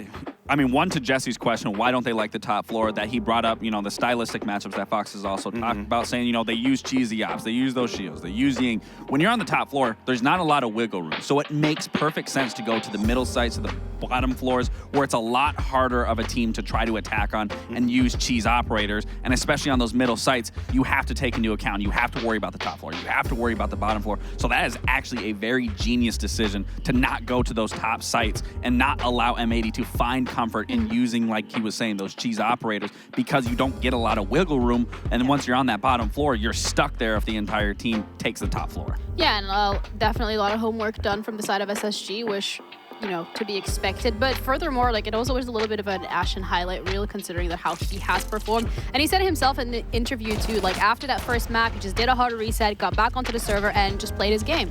Yeah, I mean, Ashen's just one of those generational talents that everybody hears about whenever they're slowly turning 18, about to join the league, and then you know that they're just going to be so good. And every single game, he's constantly performing for his team, regardless of the operator that he's on. I mean, the amount of flexibility that he can play and bring to the team makes things that much easier. So obviously we've commended everybody on the team, but it goes without saying that Ashen is always filling the shoes that need to be filled. Time and time again, he's never really having a bad game. Maybe some games he's doing his job and not necessarily carrying or getting a bunch of kills, but we've never seen Ashen underperform, and he's so consistent. And also, as time goes on, to see him mature and grow as a player, as an individual, I mean, it's nice to see him, you know, do his little back and forth talking in the chat. And that's what I like. You know, he shit talks. Some people don't like it. Fact of the matter is, he backs it up almost every single game. And as you said it, when he has a bad game or he's not at the top of the charts, he's not really performing bad by any means. He's just not on top of the leaderboard. But where we see him, I'd probably say like 95% of the time, he is the one carrying the SSG roster. Yeah, and it's always also really fun to interview players who do well on the server, but also have like a personality outside of it. And I think Ashen is definitely one of those players who's standing out there for sure. sure. Got his own little catchphrase. They shot the pants. Yeah. Great. Love it. think that's Diapers were SSG full. lingo. Yeah, at this point. Yeah, but it's great to hear and it's really good to see. They still have one more game later today, and that's going to be against the winner of Shopify OXG. That's the second game that'll be coming your way in a little bit after the break. So make sure you stick around because we'll see who else is going to get sent to Munich.